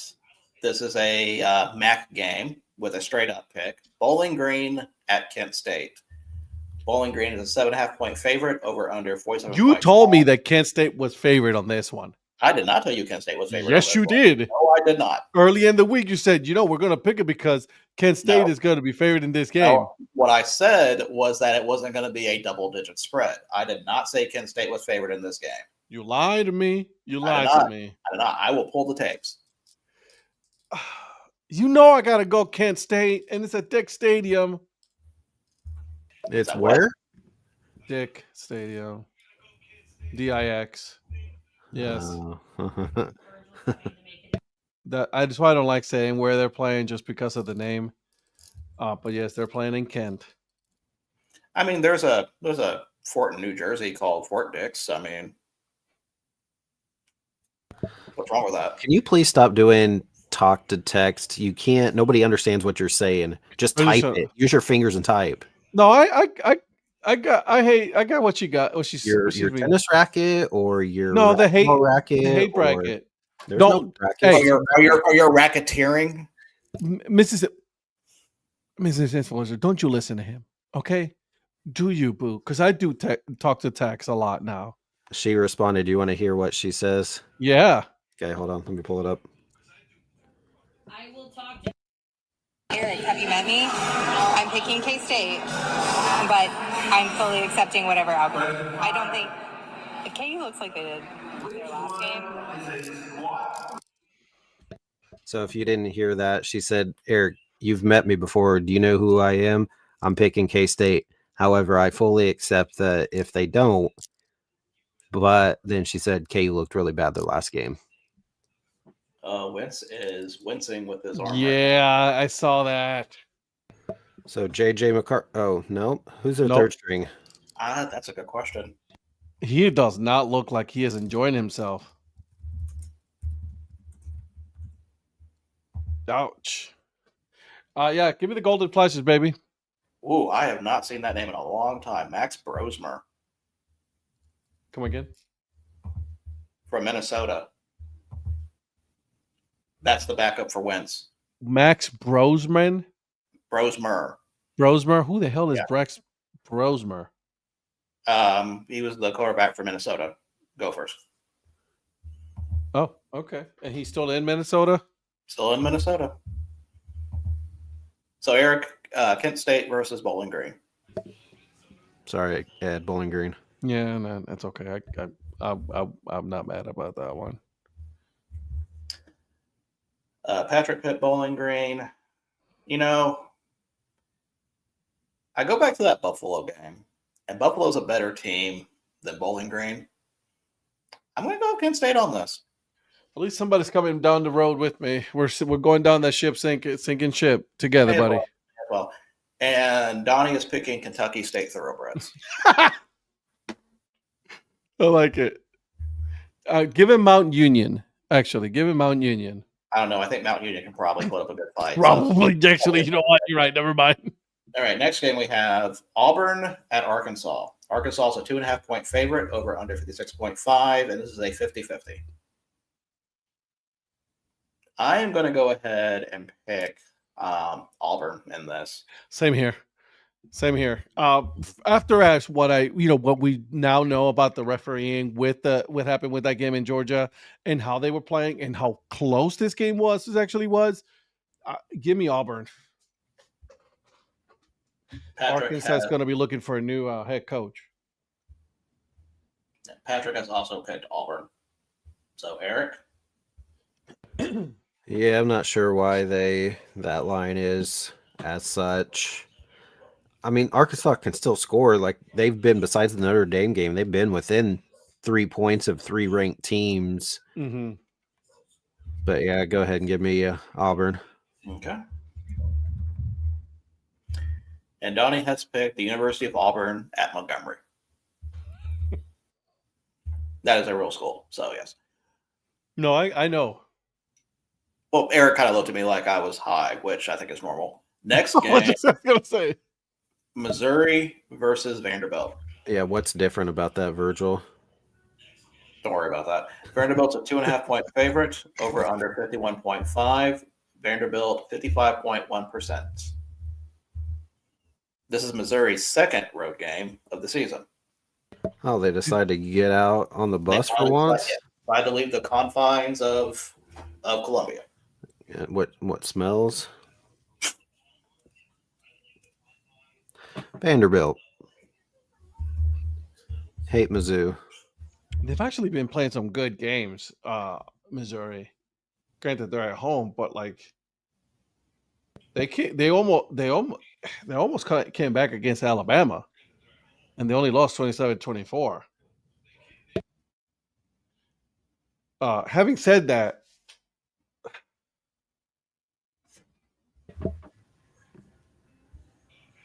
give me Vandy. Did he just do a Donnie? You did a Donnie. Nice. Yeah, she's correct. My RBF is my resting, I'm bored face. Correct. Everybody's like, is your husband always angry or mad or upset? She's like, no, that's just his face. He's just bored. Patrick also picked Vandy. You going Mizzou? No, I can't go Mizzou. I'm not touching that. I wouldn't be surprised. I don't know. I wouldn't be surprised if Vandy does lose this game because they're due for a letdown. This could be a letdown game, but their quarterback. Yeah, I'm not going to pick Vandy. And Donnie goes the O'Fallon Hoots. Okay. I was going to say Missouri, Kansas City, Kangaroos. UMKC, the Kangaroo, the Roos? UMKC. I guess they're technically the Roos now. I guess so, yeah. Really? Yeah. Akron is their mascot is a kangaroo. Which makes no sense to me. Fear the Roo? That you didn't remember that? Yeah, I remember that, but like they're the Zip. Why are they? Dude, I don't know. Their logo is actual shit right now, so that's a shit logo for Akron. I gotta look that one up later about why they're the kangaroo mascot. Next game, BYU versus Iowa State. Iowa State is a 2.5-point favorite over under 49.5. BYU 54.2% in the predictor. So BYU just came off a win in the Holy War against Utah, and now they're on the road to Ames. Give me the Little Samoa.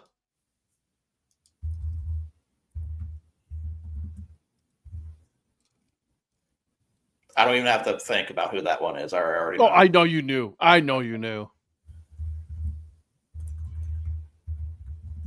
Actually, both of those teams last week were Little Samoa.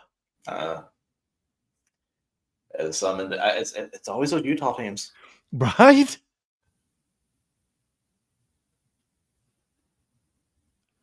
There goes that this little kid can play though for the wide receiver for the Chargers. The white guy? Yeah. Man. He looks like a bobblehead because his helmet is so massive. I see that. Did you see where Herbert like ran around in circles and then was able to gather himself and get a good base and just threw a strike right there? Any of you guys been to Mizzou for a game? Brother and I are going to A&M game in a couple of weeks. Would take parking shuttle advice. I have not, but I do know somebody who has gone to quite a few, so I can reach out to him. You're going all the way up to Columbia? Wear a nose plug. Mizzou smells. Wow. I don't know. I don't really trust Iowa State. Give me BYU.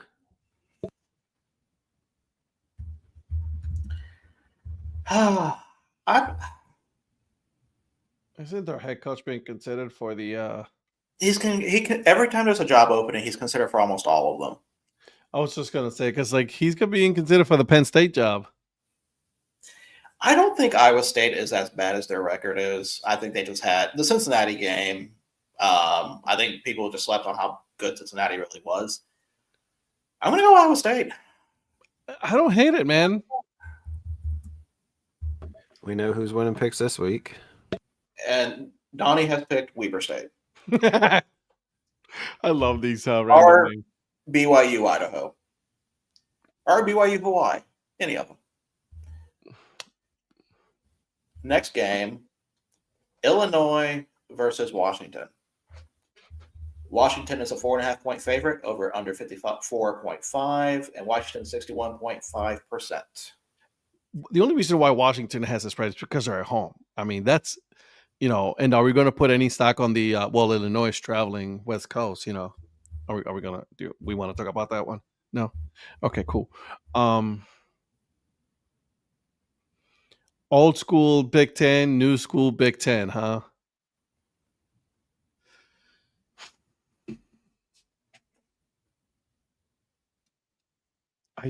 I don't know what to pick on this one. Yeah, this is the game that's like it's not sexy on paper, but it seems like a good matchup that's really kind of hard to think about the outcome on. I mean, they held Ohio State to 24 points, dude.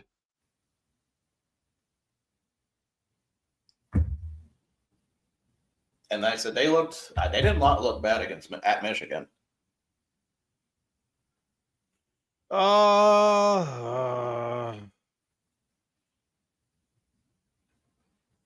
Give me Washington. Okay. Eric.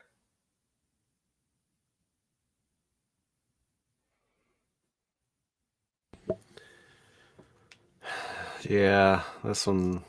That's what I'm saying. It's just like one of those games. Just like, honestly, it could go either way. I wouldn't be surprised if Illinois wins. I'm not surprised if Washington wins. Obviously, I pick Washington, but like it could go either way. I feel like there's a lot of games this week that's like that. Patrick picked Illinois, by the way, if you were curious. No, I don't care what not, he not says. you. Just in general. Yeah. Sure, why not? Give me Illinois. Oh man, Patrick, are you still here? BFFs. I'm gonna go with Washington.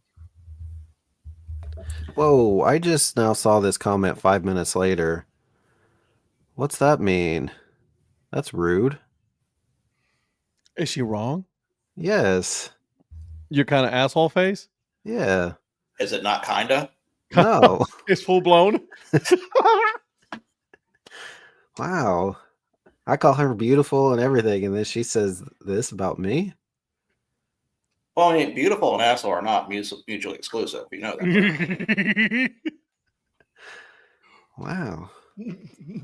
So Donnie's answer is it's kind of a long one. Well, if you consider what time the game is and how far Illinois has to travel out west, there may be a... No, I can't do that. Donnie has picked Western Illinois. Ed was so put off by her comment that he's just like, I'm out. Which is sad because the next game I actually wanted his insight on because it's a MAC versus Pac-2 showdown. Can you flip and put a little bit later? Yeah, we'll put that one a bit later. Well, you know what? We'll jump into the one that we probably actually have a discussion about. Spread game. And God, Lord, I'm not looking forward to this one. Oklahoma State at Texas Tech.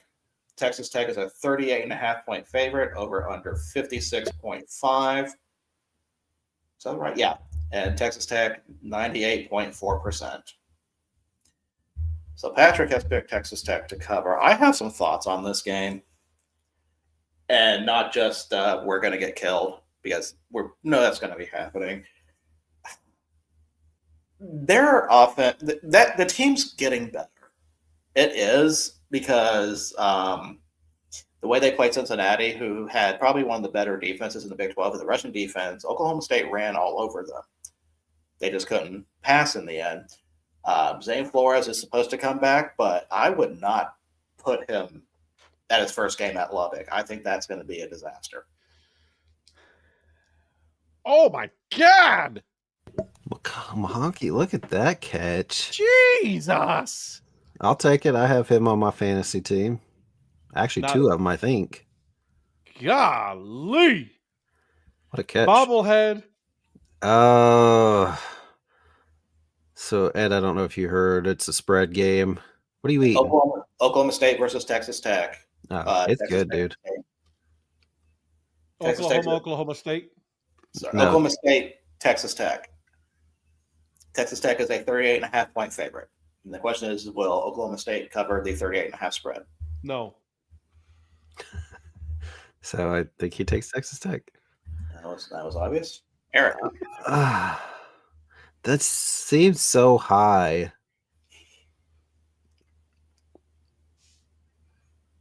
Tell me when Oklahoma State has been good this year. No, we're not talking about good. We're talking about covering almost 40 points. Because Exactly. it could be 70 to 42, or it could be 50 to He scored 42 points. Come on. 20. I mean, they have. Yeah. They've only scored over 20 points once this year. Probably better hope he doesn't meet my wife. Yeah, I'm gonna ignore that comment he just said. I'm looking at the numbers, guys. No, what Paulie just said. Oh, I was like, there's nothing to do in Oklahoma. I said, hope he doesn't meet my wife, and he said, I'm gonna ignore that comment. Not what you were saying about what they scored. Yeah. No, you are 100% right about your score, about what you were saying. I'm sorry, twice this year, because they won against UT Martin 27 points. They lost to Oregon 69-3, Tulsa 19-12, Baylor 45-27, Arizona 41-13 they lost, Houston 39-17, and then against Cincinnati 49-17. So none of those were 30-some, but also none of those teams were Texas Tech. That's what I'm saying. And then against Oregon, number 6 Oregon, 69-3. That was close. Yeah, it was a very close game. They almost had that one. Very close. So again, the only close game was when they lost to Tulsa 19-12. I'm not trying to bash on OSU here, but I mean, you don't need to try. I mean, you're doing a good job of it by the looks of it. Sorry. Got a little bit of that coffee ground. Yeah, it did. It just got stuck right here.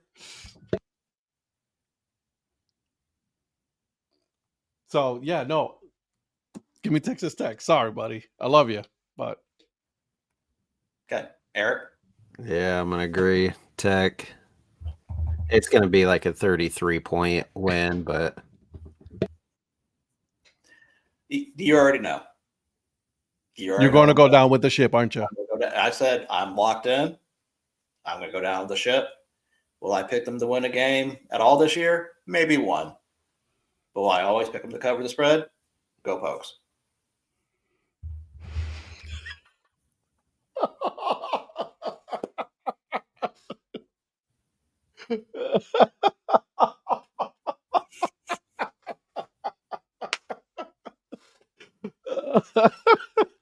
Probably.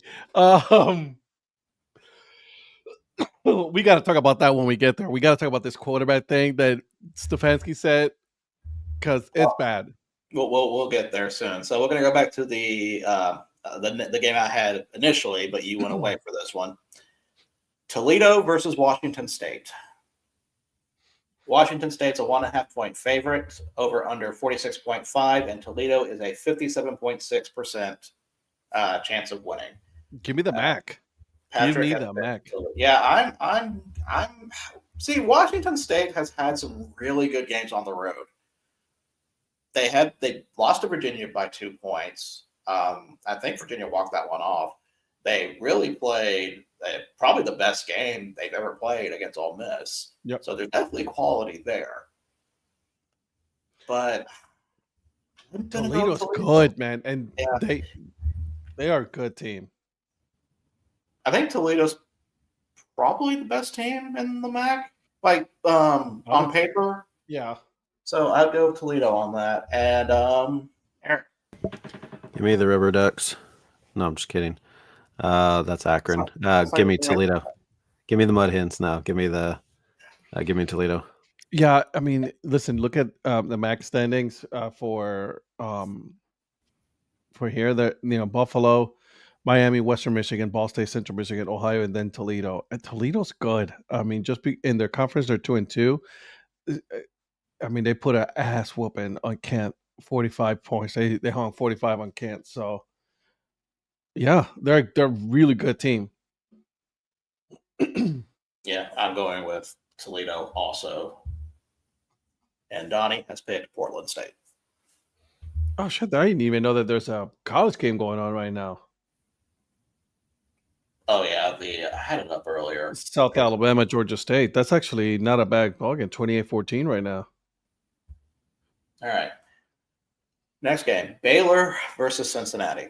Cincinnati's a 3.5-point favorite, over under 66.5, and Cincinnati is 67.6%. I'm noticing a lot of FBS games. What do you mean noticing a lot of FBS games? No. I have a surprise game for you that I did not tell you I was going to put on here. Ooh, no. See, don't trap me with a good time now. I'm not. So we're going to wait and see. You're going to take back your FBS comment when we get to that. All right. Okay. I like Cincy on this one. Okay. And you're right, by the way. Not a lot of people are giving Cincinnati credit. There's actually a really good team. Yeah, I was kind of at first, like the Iowa State game. I was like, okay, they clearly showed up for that, but let's see how they do against. See if they have a letdown game. And no, that's a legit team. Like, and they barely lost to Nebraska too. Yeah, I'm not going to put them like as a favorite in the Big 12, but I mean, I can see them contending at the very end. They set that up perfectly and did the fire drill, and then he was still short. One of the linemen or somebody was doing some motion to probably tell him, like, let's go, we're doing the fire drill, and then he still missed it. I mean, it looked close. He just must have missed short. Yeah, it was short. Wait, is McCarthy dressed up for this game? I mean, he's dressed, but I don't know that he's playing. So he's the emergency quarterback. Probably. Is Johnston, I mean, is he suited up this game? That was short by not much. He's got no catches, so I'm going to need Johnston to figure it out in the second half. Give me Cincinnati. Okay. And Donnie has picked Xavier. Basketball team. A little basketball joke in there for you. Next game, another spread game. This one may be worse than Oklahoma State, Texas Tech. We'll find out. Wisconsin at Oregon. Oregon is a 33.5-point favorite, over under 43.5. And Oregon at 97.2%. Give me Oregon. How is there a 2.8% possibility for Wisconsin? I don't know. There's always a puncture's chance for somebody, I guess. Also, why is there walking turtles with glasses on my phone right now? I know. What is this? Jardians? 33.5. That's lower than the Oklahoma State one. Yes, thank you for reminding me. Oklahoma State, Wisconsin. Who would you have? I'd say Oklahoma State. I would say Oklahoma State in that game. That would be a good game. No, it would. That would be a terrible game. It would be amazing. No defense whatsoever. What's this commercial still going? I think that low at 33.5. So give me Oregon. Jardian. Patrick has picked Oregon to cover. I am picking Oregon to cover.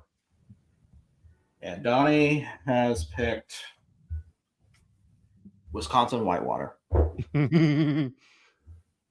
Next game, another spread game. Stanford versus Miami. Miami. I thought about Miami. The last game. I rated Louisville. I thought Louisville was better and like a lot better than what their record said. But I didn't think they were going to have enough horsepower to beat them, and I was wrong. Miami's a 29.5-point favorite, over under 45.5. It went up to 30.5. No, so it's gone up. Yeah. Miami 96.3%. Can you check and see if the Oklahoma State Texas Tech line has changed? By the way, I'm just kind of curious because I have 38.5. Okay, for a second, I'm wrong. Did you say this one was us? This was spread? Yes. And what was that one again? Miami at 29.5. What was the over under for the Texas Tech? You said 38.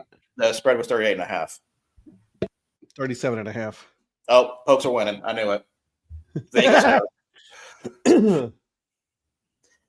Patrick has picked Miami to cover. Give me Miami.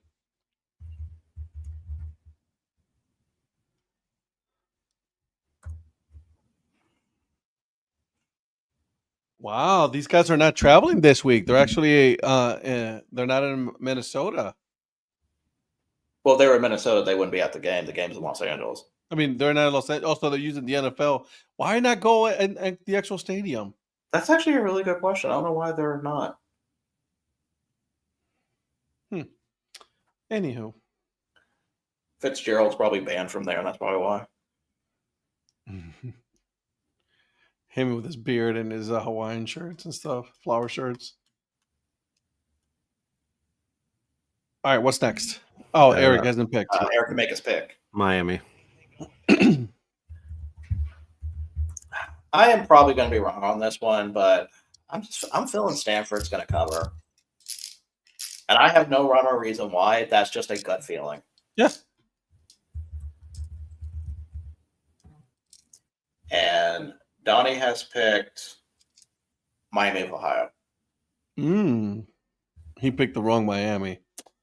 I went with the other obvious joke. It was either going to be that or Stanford.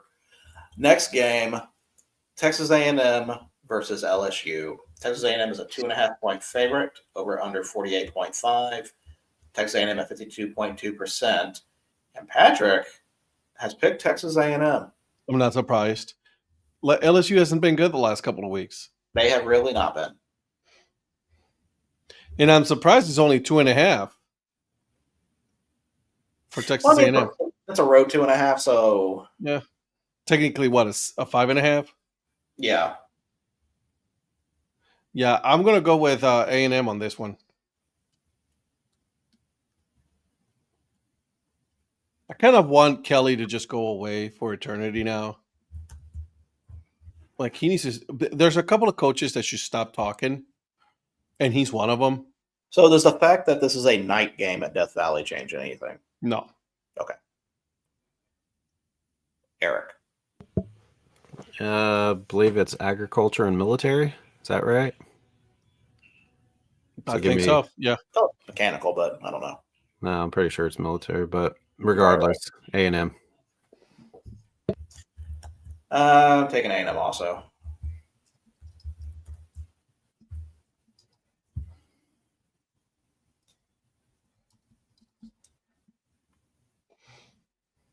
Take care of that real quick. Donnie is not liking my picks I'm making for him, but I said you have to show up next time. Well, you know. Next game, Tennessee at Kentucky. You're wrong, by the way, Eric. Agriculture mechanical.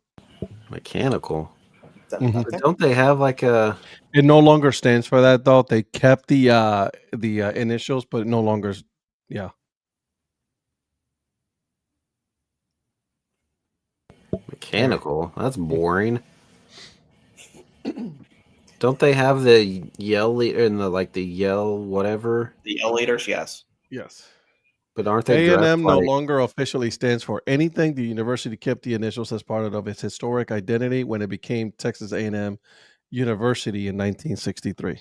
Unfortunately, Rhonda, we don't care what Donnie picks. He's not here to pick. Tennessee. Okay. I already have him down for UT Martin. Patrick has picked. I thought it was Tennessee Tech. No, see, Tech's good this year.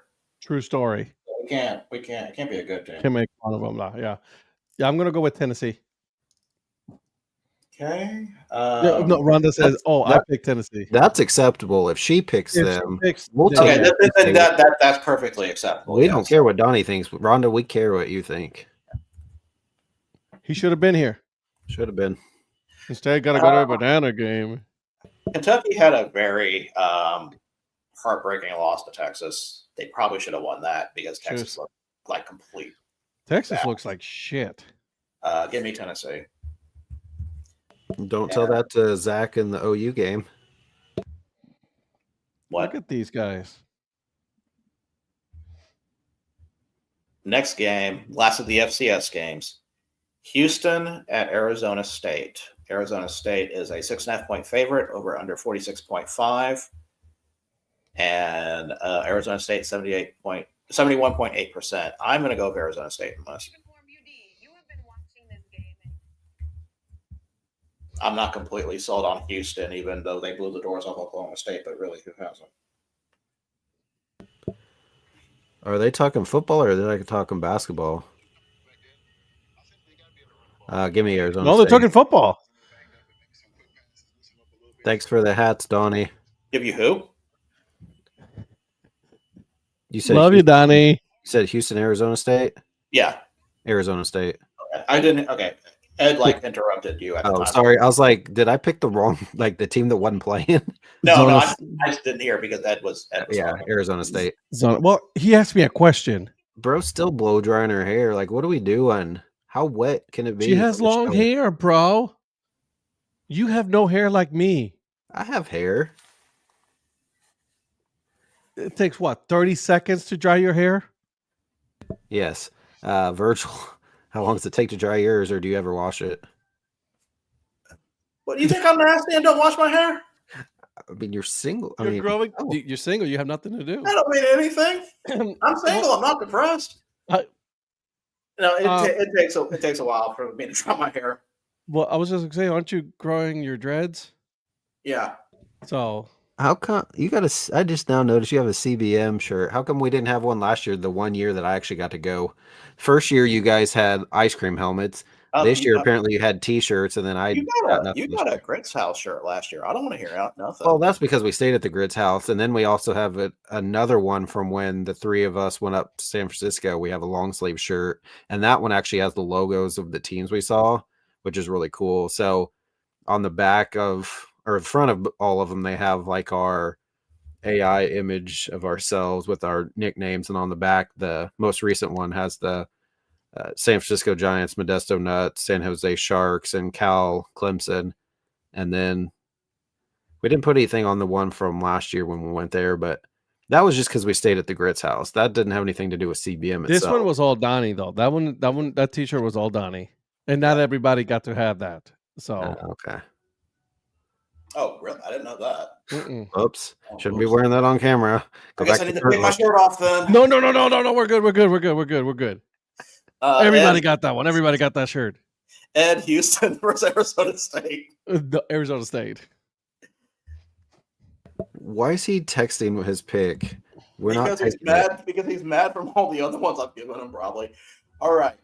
Now we have 4 FCS games. Oh, you're the best on FCS. I can't believe you win all of them. But look, he's representing your hoodie, bro. I know. He legit said that he talked to the manager of the Loco Beach Coconuts and asked him if he'd come on, and sent me his Instagram to message him on. So I'm going to try to get him on. Nice. There you go. All right. First game, we have a MEAC matchup. Battle for first place. Delaware State at North Carolina Central.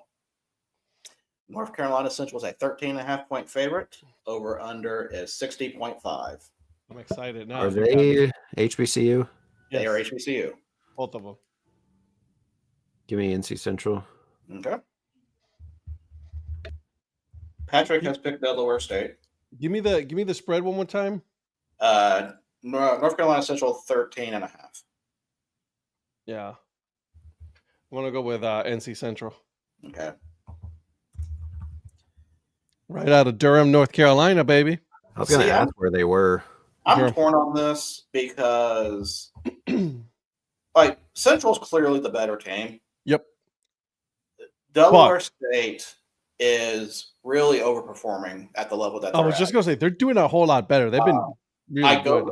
I go back to that Monmouth game that, on paper, they should have been blown out completely.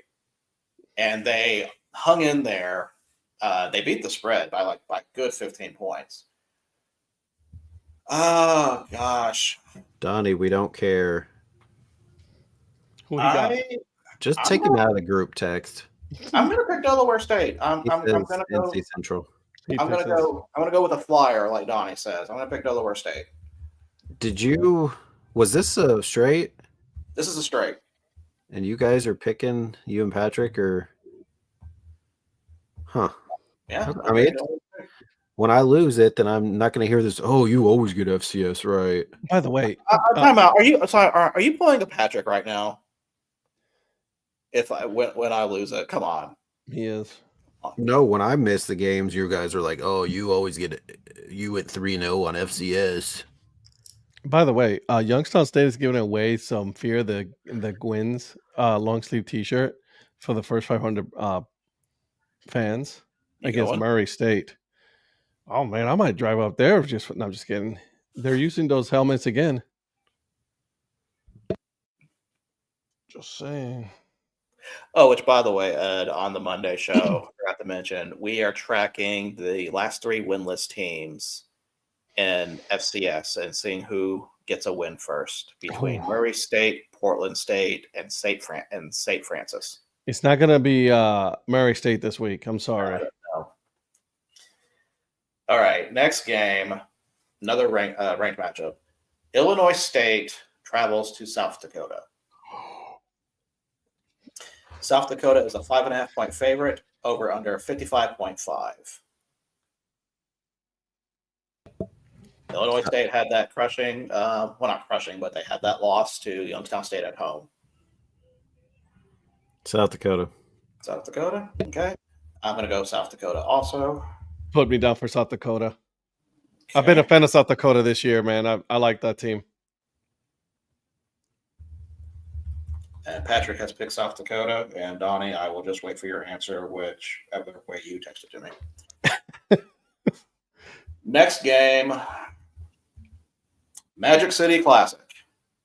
Alabama State versus Alabama A&M. This is in Birmingham at Legion Field. Alabama State's a 12.5-point favorite, over under 60.5. I will be going for the home team, Alabama A&M. I am fully aware I am probably going to lose that one, but I was going to say, I'm going to go with State on that one. Give me ASU. Did you say regions or legions? Legion Field. I know. That's where we parked last year for the MILB at Rickwood. We had to park there and ride a shuttle over. Also give me State. I gotta say though, Alabama A&M's logo is actually kind of legit. That the bulldog face one? Yeah. Yeah, that came out. That's a little more recent than usual. I'm so glad that's better. I don't hate their old one, but that new one, that's fire. Quit running, Vidal. Throw to Johnston.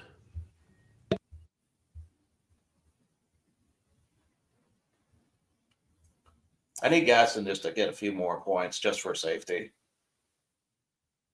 You want him to get a safety? Sure, why not? Ed, what do you want? I already told you, State. Oh, State, my bad. Okay. He doesn't care what you want either. Patrick has picked Alabama A&M in solidarity with me, so we'll see what happens there. I'm trying to win.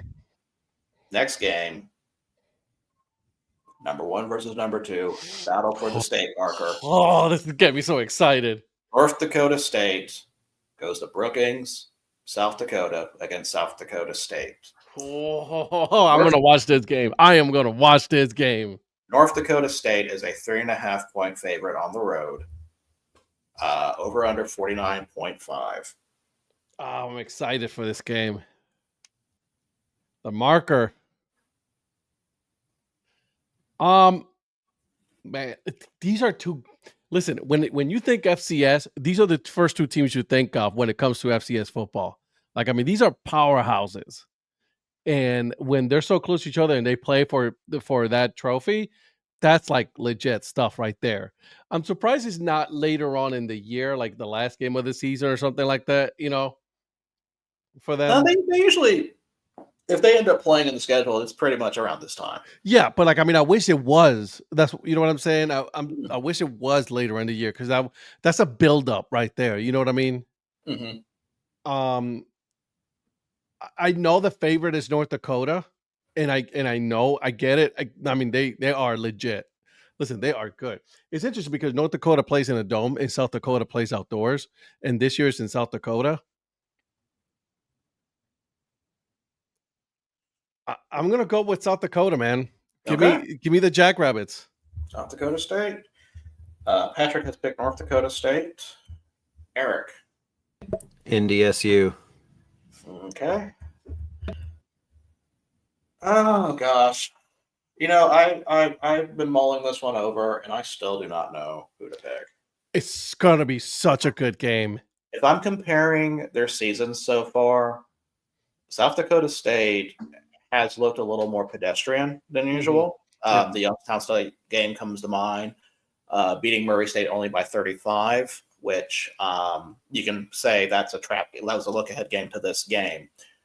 North Dakota State goes into Illinois State and wallops them. They play a ranked Southern Illinois team, wallops them. True story. Give me North Dakota State. Yeah, and listen, either way, I'm going to be watching this game. Did you see that stat? Minnesota's ran 24 plays. The Chargers have 20 first downs. Man, that's sounding like Oklahoma State, Oregon again.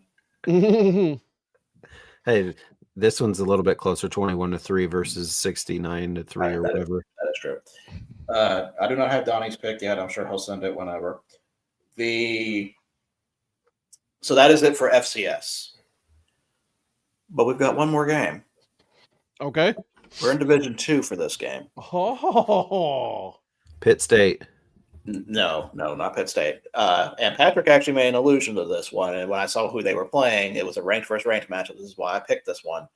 Number 11 Delta State travels to, number 19 Delta State travels to number 11 West Alabama. Interesting game. Delta State is a 9.5 point favorite. Over under 54.5. Do not ask me where I found these D2 lines. I will not tell you. Chauncey Billups. Delta State what are they? They are technically the Statesmen, but people know them more as the Fighting Okra. That's right. Yeah, give me them. Give me the Okra. I'm looking for this game on this thing, and I don't see it. What are you looking for, Doc? Throw to number 1. On the ESPN. It should be there. No, I know it should be in here. Virgil's like, it's on there. I'm telling you, it's on there, but it's really not. Right. There's a lot of games. That's why with Division 2, Division 3, it's like you got to look. Do you know you have a number 1 on your team? Can you please throw it to him? Come on, Dicker, the kicker. Did he miss again? No, he got that one. I had to double check and make sure it was on there because I was really second. He just snuck that in. Yeah. Am I going too far down? Is that what it is? What time is this game? Oh, I didn't look up that part. Virgil. How dare you? How dare I? East to West Coast, midnight versus 3-8. It's a 2 o'clock. It is a 2 o'clock game. 2 o'clock. Ed's time? 2 Or o'clock. the real time? The real time. 3 o'clock. So 3 o'clock your time. And it is on Flow Sports, which means I will not be watching it. Yeah, her progressive commercials are pretty bad. I'm sorry. You should have picked the Central Missouri game. I mean, come on now. With a logo like that, why not? Give me Delta. I love how he's just sitting there staring at you when you're like, why did you pick that game? You'll know what it is. Look at the logo. I just can't. I just can't do this. Everyone's got opinions. My Division 2 game that I've been wanting to talk about eventually, I'm sure you're going to pick Ferris State when they play a good team. So here's the thing. I almost went with Ferris State, Grand Valley State, because that is also this week. Yeah, it's a good game. Until I saw the line. Oh, Because not that good. It was like Ferris State by 28. Also, I should have bet Yeah. a spread game. And I'm like, well, see, that's the thing. I don't like doing spread games of that one because, like, that line, D2 lines are always shaky, so I don't know how much they're going to change, or True. if they're like, how legit the lines are. So yeah, I didn't pick that one. For degenerates. I wanted to pick that one. So Donnie has picked Delta State. Patrick has picked Delta State. I am picking West Alabama. What a surprise. So surprised. Well, it's a gut feeling. Yeah. How far are you from them? That's a good question. I think I'm further away than.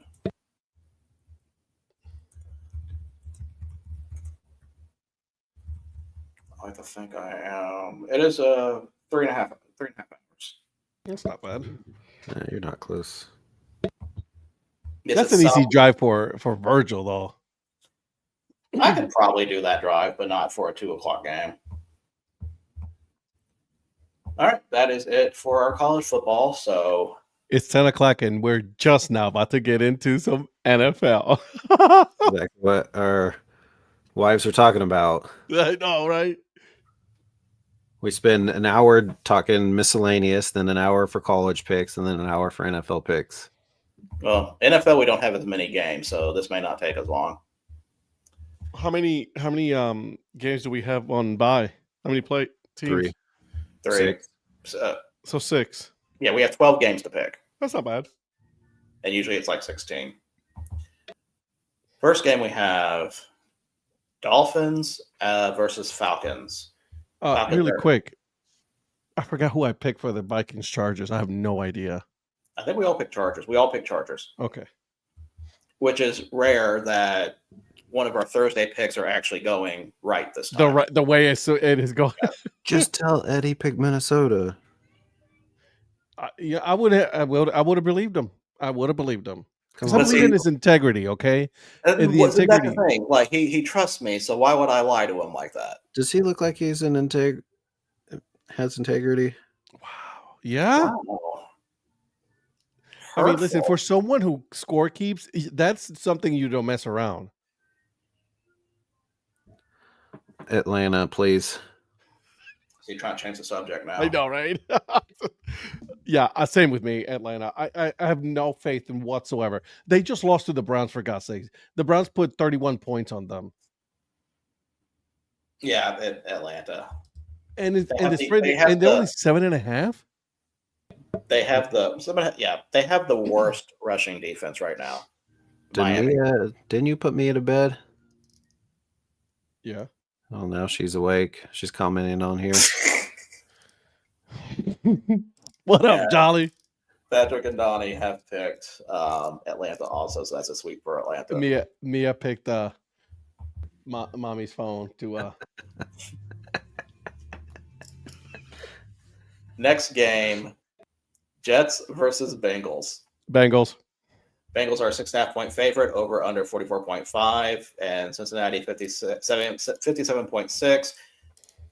Ed, is the only reason why you're picking the Bengals is because you're probably starting Joe Flacco this week. I most certainly am starting Joe Flacco. I need Joe Flacco to not the fact that they're 0-7. Well, that too. Honestly, this whole situation, it's been pretty bad with the quarterback situation, and the whole thing. It's just been. The Jets are in full rebuild mode. I mean, they are full rebuild mode, and right now they're holding the number 1 pick in the draft. So it behooves them to lose more games, right? Because the Dolphins are not too far away from getting that number 1. So if they get a win, and Miami keeps losing, they're holding the number 1 pick, and they're getting a quarterback in Miami. Who do you think is the worst situation right now, the Jets or the Dolphins? I think the Dolphins are, because the Dolphins are about to lose their coaching staff. They're about to start fresh. You don't think the Jets are? No, I think the owner's bad, but I believe in what the Jets are doing. I'm gonna hold. They're gonna need a new quarterback. Obviously, they should have never paid Justin Fields that much money. No, that's fair. Eric, what do you think? Yeah, you obviously trained Jolly what to answer with there. Just randomly spouts out the Browns. Yeah, I mean, it's if the Bengals looked anywhere like they did last week, was that Thursday night? Thursday night. They looked pretty good. So give me, because it was against supposedly a good Pittsburgh team. We'll find out later on what we think of that game too with Pittsburgh. But yeah, Cincinnati. Okay. Patrick has picked Cincinnati, and Donnie has picked Cincinnati. The Bearcats, not the Bengals. Next game. That's something that Ed's kid would probably say to throw us off the trail. Next game, Browns versus Patriots. Patriots are a 6.5-point favorite, over under 40.5, and 69.5% for New England in the predictor. With Donnie not being here, Ed's the oldest, so it wouldn't be feasible. Sorry, Ed, I know you probably wouldn't care anyways that I do this, but New England's looking decent. You know, they have a chance to get to 6-2 to start the season, which is no, good I'm with with you. Drake May and Diggs and Booty. So, well, Ed had his kid at 21. So when he had his kid, the same age you are now. It could be because I'm 44. Oh, so 23. Yeah. So I mean, come on. So 23. yeah. I had kids by then. So, anyways, I have kids that I don't know where they're if they had. Give me the Patriots. I'm gonna pick the Browns just because obviously that's my team. Here's the thing, dude. It's been bad in Cleveland. Like there's reports right now that Stefanski said that Shedeur Sanders is not getting any reps with the ones. Like I don't know what in God's green earth is going on in Cleveland with Shedeur Sanders. I mean, I think they're doing a pretty damn stupid job about it. Like it's I don't know. Why would you not give him any reps? And then the excuse he said, it's that well, it's because Gabriel is such a related. You're not my daddy. that Gabriel needs all the reps that he can get. That's just a bad excuse, man. I'm trying to stay the course with Stefanski. He's a good head coach, but dude, you need a PR coach. He needs more than that. Yeah. Ed, you are not the father. I know, right? But give me the Browns, knowing more likely that the Patriots are gonna win this game. Gotcha. And it's in Foxborough. And everybody else has picked the Patriots, so that's next game: Giants versus Eagles. Eagles are a 7.5-point favorite, over under 44.5, and Philly a 64.9% chance.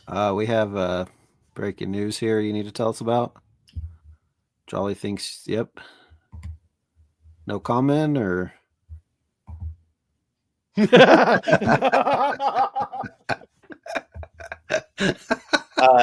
that's not the case.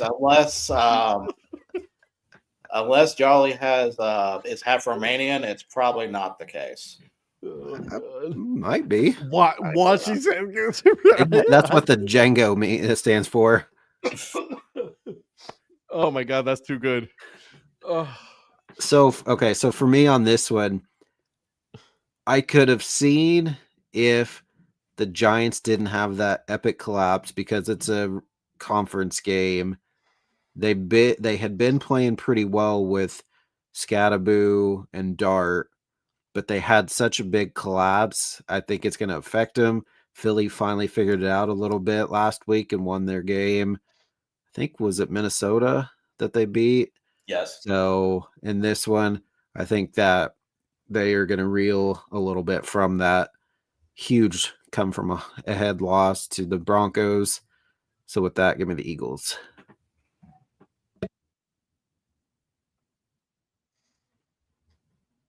Okay. I think Jackson Dart's inexperience in the NFL. It's really starting to show right now.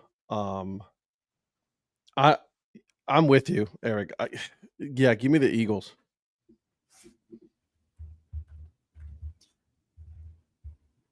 Patrick and Donnie. Let's see what they pick. Donnie. Patrick has picked the Eagles. Donnie has picked. Donnie unsent his message. Great. So I don't know who he picked.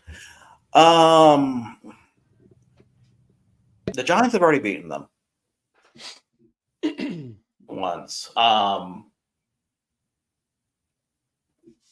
do not. Is AJ Brown back or not? Because I knew he was injured and he was limited this week. Oh, well, he went off last week, and I benched him in one of my leagues. I still won that league, but Rhonda had him and beat me pretty good. So as far as that goes, I don't know, but he finally showed up for twice the second time this season. Yeah. Donnie picked the Giants, by the way. I still have no idea what to make. I still have no idea what to make of that fourth quarter for the Giants. 33 points is wild. That's bad. Because I mean they definitely have quality in running back. They've got I don't think Dart's a bad quarterback. No. He's not. Wide receiver. I mean, Wan'Dale Robinson has stepped in pretty well for Neighbors, but Eagles are at home this time. They're on a revenge tour. I'm going to go with the Eagles.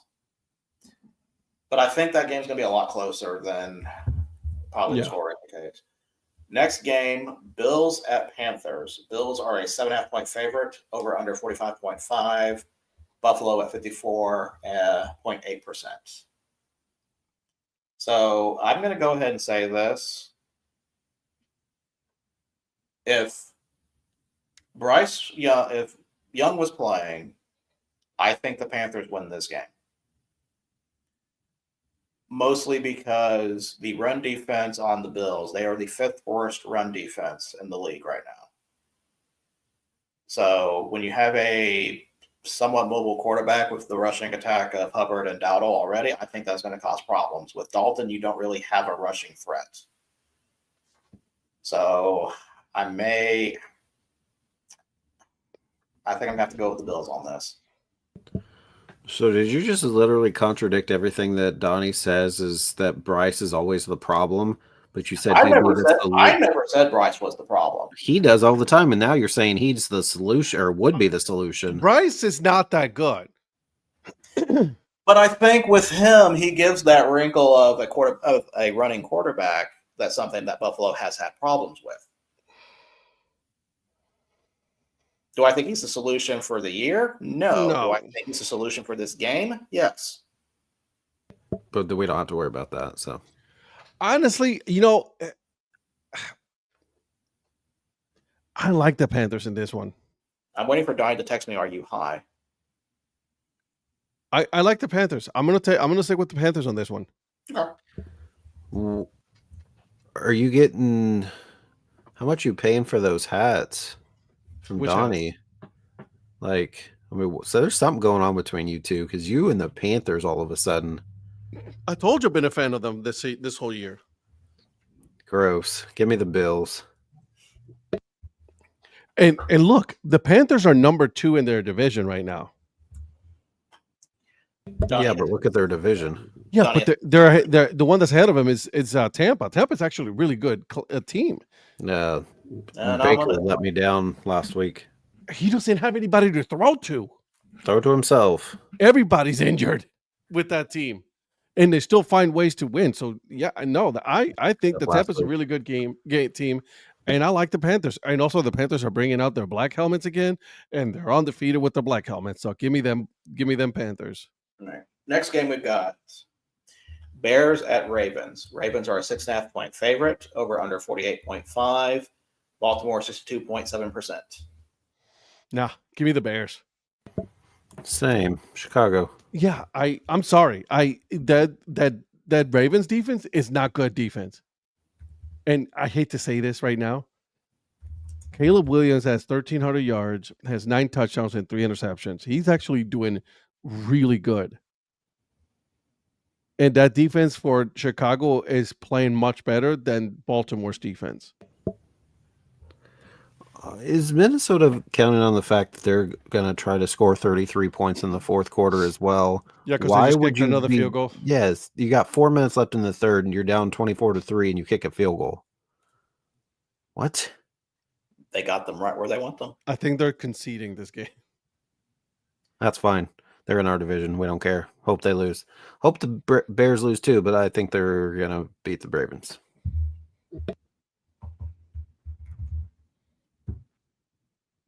I cannot believe they're a 6.5 point favorite. I'm sorry. I do, because a lot of their defense that were out for those games are coming back. Now, whether that's going to be enough, I don't know. I don't know if Jackson's back or not. He's not. I'm going to go Baltimore. And you know I'll never pick Baltimore, so. I know. Everyone else picked the Bears. I'm picking Baltimore. Next game, 49ers at Houston. Houston's a 2.5 point favorite somehow, over under 41.5. Houston, 56.7%. I'm going to go 49ers on this. Yeah. Can I change your mind? Okay. 128-175 will be at the game in Houston. Does that matter to you at all? Is she a Houston Texans fan? I mean, generally, no. She's a Chiefs fan, but because she's at the game, that is a moot point. And also, the Texans are probably going to be without Nico. See, you had that shit-eating grin on your face. You thought you were going to change my mind on that. That's pretty good. That was pretty funny. You had me thinking there. Mac Jones is playing pretty good right now for the 49ers. And the Texans has been very inconsistent this year, man. CJ Stroud has not been nearly as good as last year. I'm gonna go with the 49ers on that one. She's gonna be at the game, living in the luxury suite, and she also picked the 49ers. No, she just said, she's like, I've been to a game where Houston won. She's like, I've been to a game where Houston lost. Chargers got a penalty, and now there's 4th and goal. I was about to say, yeah. Give me the 49ers. So you were just trying to bait me to pick Houston. He was. Okay, he so was. That's good to know. Monday night. Or we did, Jolly. About that. Yeah, that was first 30 minutes. But otherwise, normal talk, Monday nights, break-even sports show. Yeah, he doesn't like the NBA that much. The only reason why we talked the NBA is because it was such a big news day. Yeah, because we got to talk about the Thunder on Monday. Okay, what did I miss? They got a penalty. They had 12 players. 12 men on the field. That field goal. But then now they're 4th and goal, so why are you not kicking another field goal? And then you just got sacked. Why would you not just take the points? And there's another flag. Hold on, there's a flag. Wait, didn't you just say why are they kicking a field goal? Now you're going, well, why did they not just take the points? No, yeah, kick another field goal. It's not, Jolly. That's the pepperoni ball. It's the Erie pepperoni balls. They're very, very delicious. It's a big dough ball with pepperonis in it. I can't wait. Straight from Erie, Pennsylvania. I'm gonna eat some of those for lunch tomorrow. Oh, 100%. That's I'm working from home tomorrow. Ooh, that's good. I'm gonna save that for Saturday. That's my Magic City Classic meal. Looking forward to contact automatic first down. Should have just taken the 3 points. Next game. There it is, right there. Yeah, illegal contact. Buccaneers versus the Saints. Buccaneers are a 3.5 point favorite. Over under 46.5. Tampa Bay at 64.3% on the predictor. Pepperoni. Is anyone going to make a case for the Saints? No, I know Tampa Bay's no. kind of depleted on offense, but Sounds like you're trying to make a case for them. But it's still better than what the Saints are going on. And by the way, I don't like Cam Jordan, so I'm hoping that he loses every single game for the rest of his life. Wide open. Yes, I am extremely funny. Yeah. Ask my wife. No, Tampa. Okay. Did you have pineapple on your pizza, Jolly? What are you giving like this face for? Yes, pineapple on pizza. Patrick has picked Tampa. You asked on the podcast, and I told you pineapple belongs on pizza. And We've done those questions in a long time. Absolutely. Anna did say that you should have a Hawaiian pizza with jalapenos on it. See, I don't do jalapenos in general, so No. I do. Okay, next game we have Cowboys at Broncos. Broncos are a 3.5-point favorite, over under 50.5. Denver 56.8%. stuffed crust, bro. See, I'm not a big. I don't like. I'm a New York style pizza. I don't like mozzarella in general. I mean, it's fine on pizza, but like mozzarella sticks, vastly overrated. Whoa. Vastly overrated. Whoa. Just You like need to popcorn. just chill the fuck out is what you need to do. Overrated. Whoa. So I could live without the stuffed crust unless Let it was him know, Jolly. other than mozzarella in the crust. I could do without. That whole thing back in the day with Pizza Hut, and you have to turn the pizza around, eat through the crust first. That whole advertisement slogan, whatever. No, mozzarella sticks are not good. Mozzarella sticks are delicious. First of all, with the marinara sauce, you put some red pepper marinara flakes on that sucker. Probably one of the most overrated sauces there is out there. Just pick the game. What the fuck is going on? Denver. Bad picking food, bad picking game. My God. You think the Cowboys are going to win this game? I'm officially putting Denver on fraud watch. Interesting. Why is that?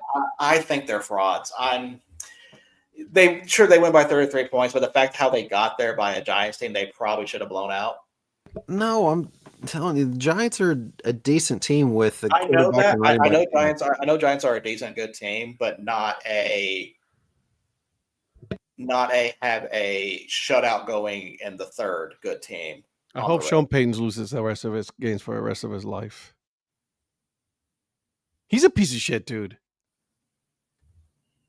Yeah, so I'm going with Dallas. I'm done with Denver. When he's trying to talk shit about Russell Wilson after the fact, I'm like, dude, shut the fuck up. Patrick has the Cowboys too. We are hoping that you are going to get Russell Wilson. Dude, shut up. Give me the Cowboys. Okay. Yeah. I think Dak, honestly, Dak was going to score a lot of points against Denver. You're a little early there, Paul. We haven't got there quite yet. Next game. We got one more before that one. Next game. Titans versus the Colts. We're doing the same thing that we did with the Saints. Come on now. Colts are a 14.5-point favorite, over under 47.5. Indianapolis, 82.4%. I was going to put Indy for everybody. Didn't you say this on Tuesday? Who's Indianapolis played this year? I don't know who said that on Tuesday. I don't think that was me. They've played 7 teams. I was going to say, didn't Ed say that they haven't played anybody this year? I believe he did. They played the Dolphins. They beat the Dolphins. They beat the Broncos. They beat the Titans. They lost to the Rams. They beat the Raiders. They beat the Cardinals, and then they beat the Chargers. So they've beaten nobody. Can you repeat who they lost to again? Nobody. It was a fluke game. Yep. It was a fluke game, but I just want to hear the name. No. What up, Big? What up, Big? Next game, Packers versus Steelers. Green Bay's a 3.5-point favorite, over under 44.5. Green Bay, 55.2%. Aaron Rodgers. Although it's not going back to Green Bay. It'd be funny if he was going to Green Bay. But I feel like that would make the game more intriguing, honestly. So is this your dad then? If it's not, if Jolly's not your dad, is Big your dad? Or I mean, kid. Sorry, kid. Well, I say, well, can't be my dad. No, cousin. Sorry, kid. I just think I'm just entertaining. He just likes that. That's fine. How is this guy entertaining? This guy right here, how's he entertaining, Ed? I made you laugh. When? I almost cried, so I can't say anything. On Tuesday. I got Profit the Crack on Tuesday, so It's a true story. and I almost made head turn so I had almost looked as red as Eric's shirt. Like I was really concerned for you for a minute. And I'm wearing all blue tonight. You gotta make sure he keeps that shirt on. Dad, keep your shirt on. Well, it almost came off because of a comment that was made that I felt bad wearing this, but luckily I was stopped on that. Give me the Packers. Give me the Packers. Okay. I'm gonna put the Steelers on fraud watch. I mean, that's fair. The Steelers might win the division, and it will be by default because the rest of the teams in that division are bad. You know what I'm saying? I don't believe that the Steelers are as good as people think they are. So, Jesus, this little guy can run.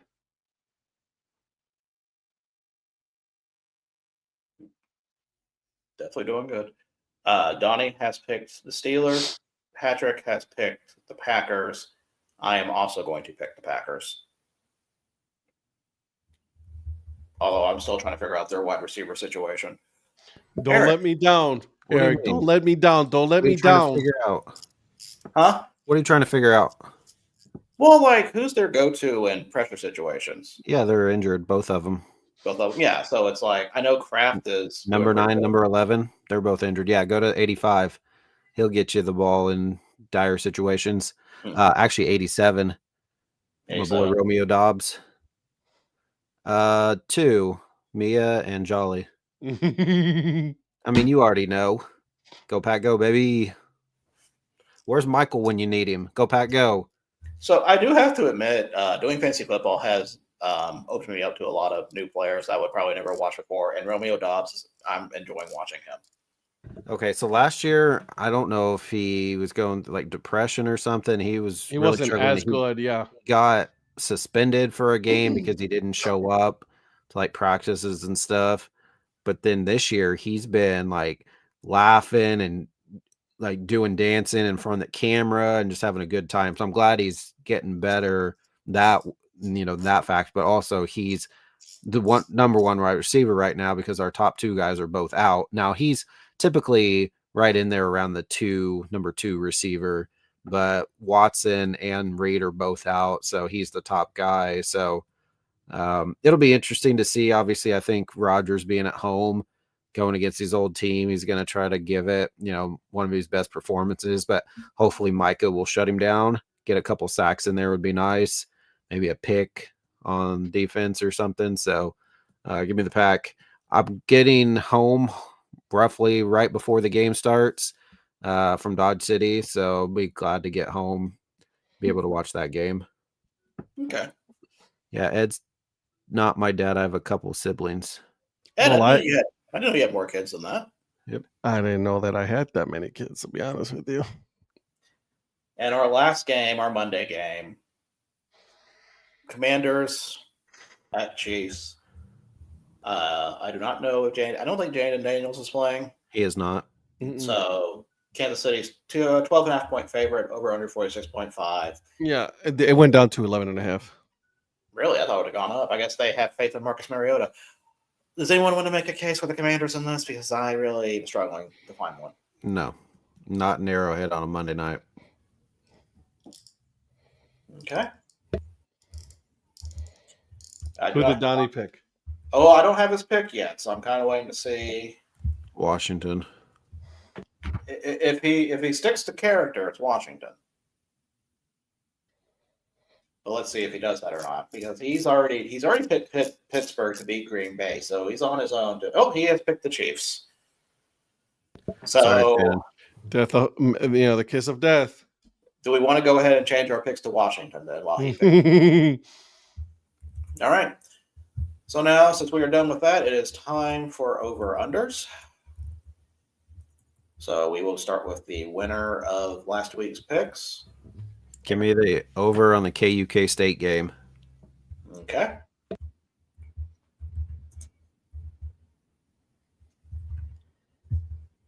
Second is Donnie, but I don't have his yet since he didn't send it to me. Let's see. I'm next. Give me the. I just had it. Where was it?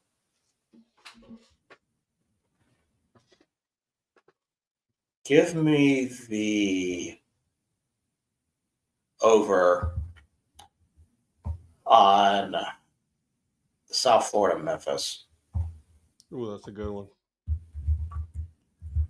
By the way, 31-31 on that South Alabama Georgia State game. We have to put that on split screen. I mean, well, how much longer in that game? 5 minutes and 39 seconds. Yeah, I may switch over to that. Ed, what is your over under? I'm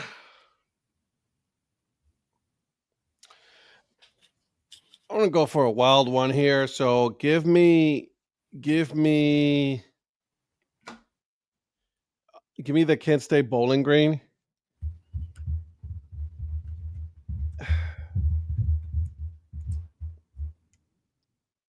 Give me the over. Okay. As in it's over for Bowling Green? Gotcha. Yep, pretty much. Patrick has picked the over for Colts Titans.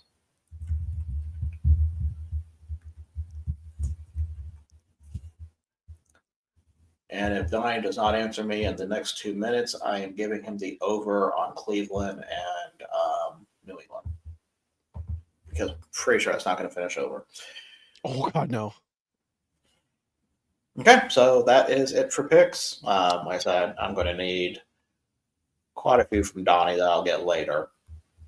But, yeah, pretty good slate of matchups for this. I like them. That was pretty good. I'm expecting a little bit more FCS love next week, just so you know. I've added a team. I've added a game for the past few weeks. So, yeah. I feel like the 4 that I've got are not bad ones. No, they're not. They're not. They're actually pretty good.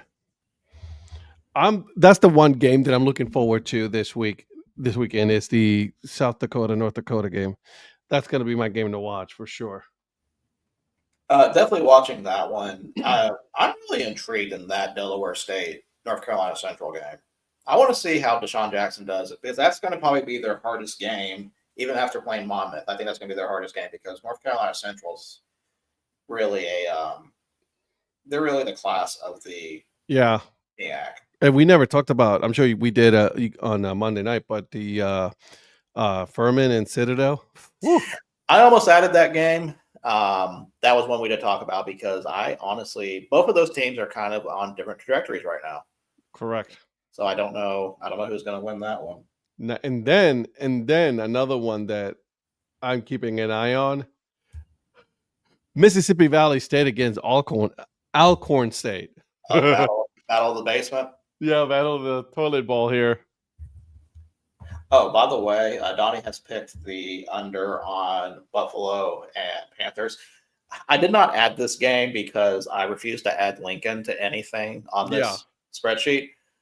Do you want to guess what the spread is between Lincoln and Prairie View A&M? It's bad, isn't it? It's super bad. Is it over 30?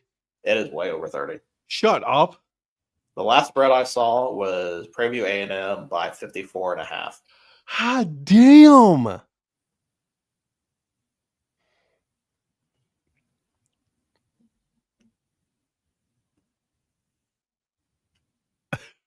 Damn, big. Get it, son. Definitely. What were the teams that you're looking for that we're looking to we're on watch for get their games? Is it Portland? Is Portland State? Portland State, Murray State, and St. Francis. Because I just saw Portland State's playing Idaho. That's probably going to be the best chance. Who's St. Francis playing? That's a good question. I think St. Francis is playing. I almost said Bryant, but I don't think that's right.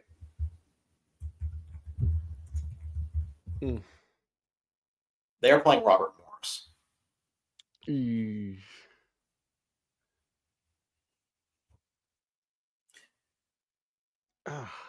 And you know it's a problem when we're talking about basketball schools and it's their football team.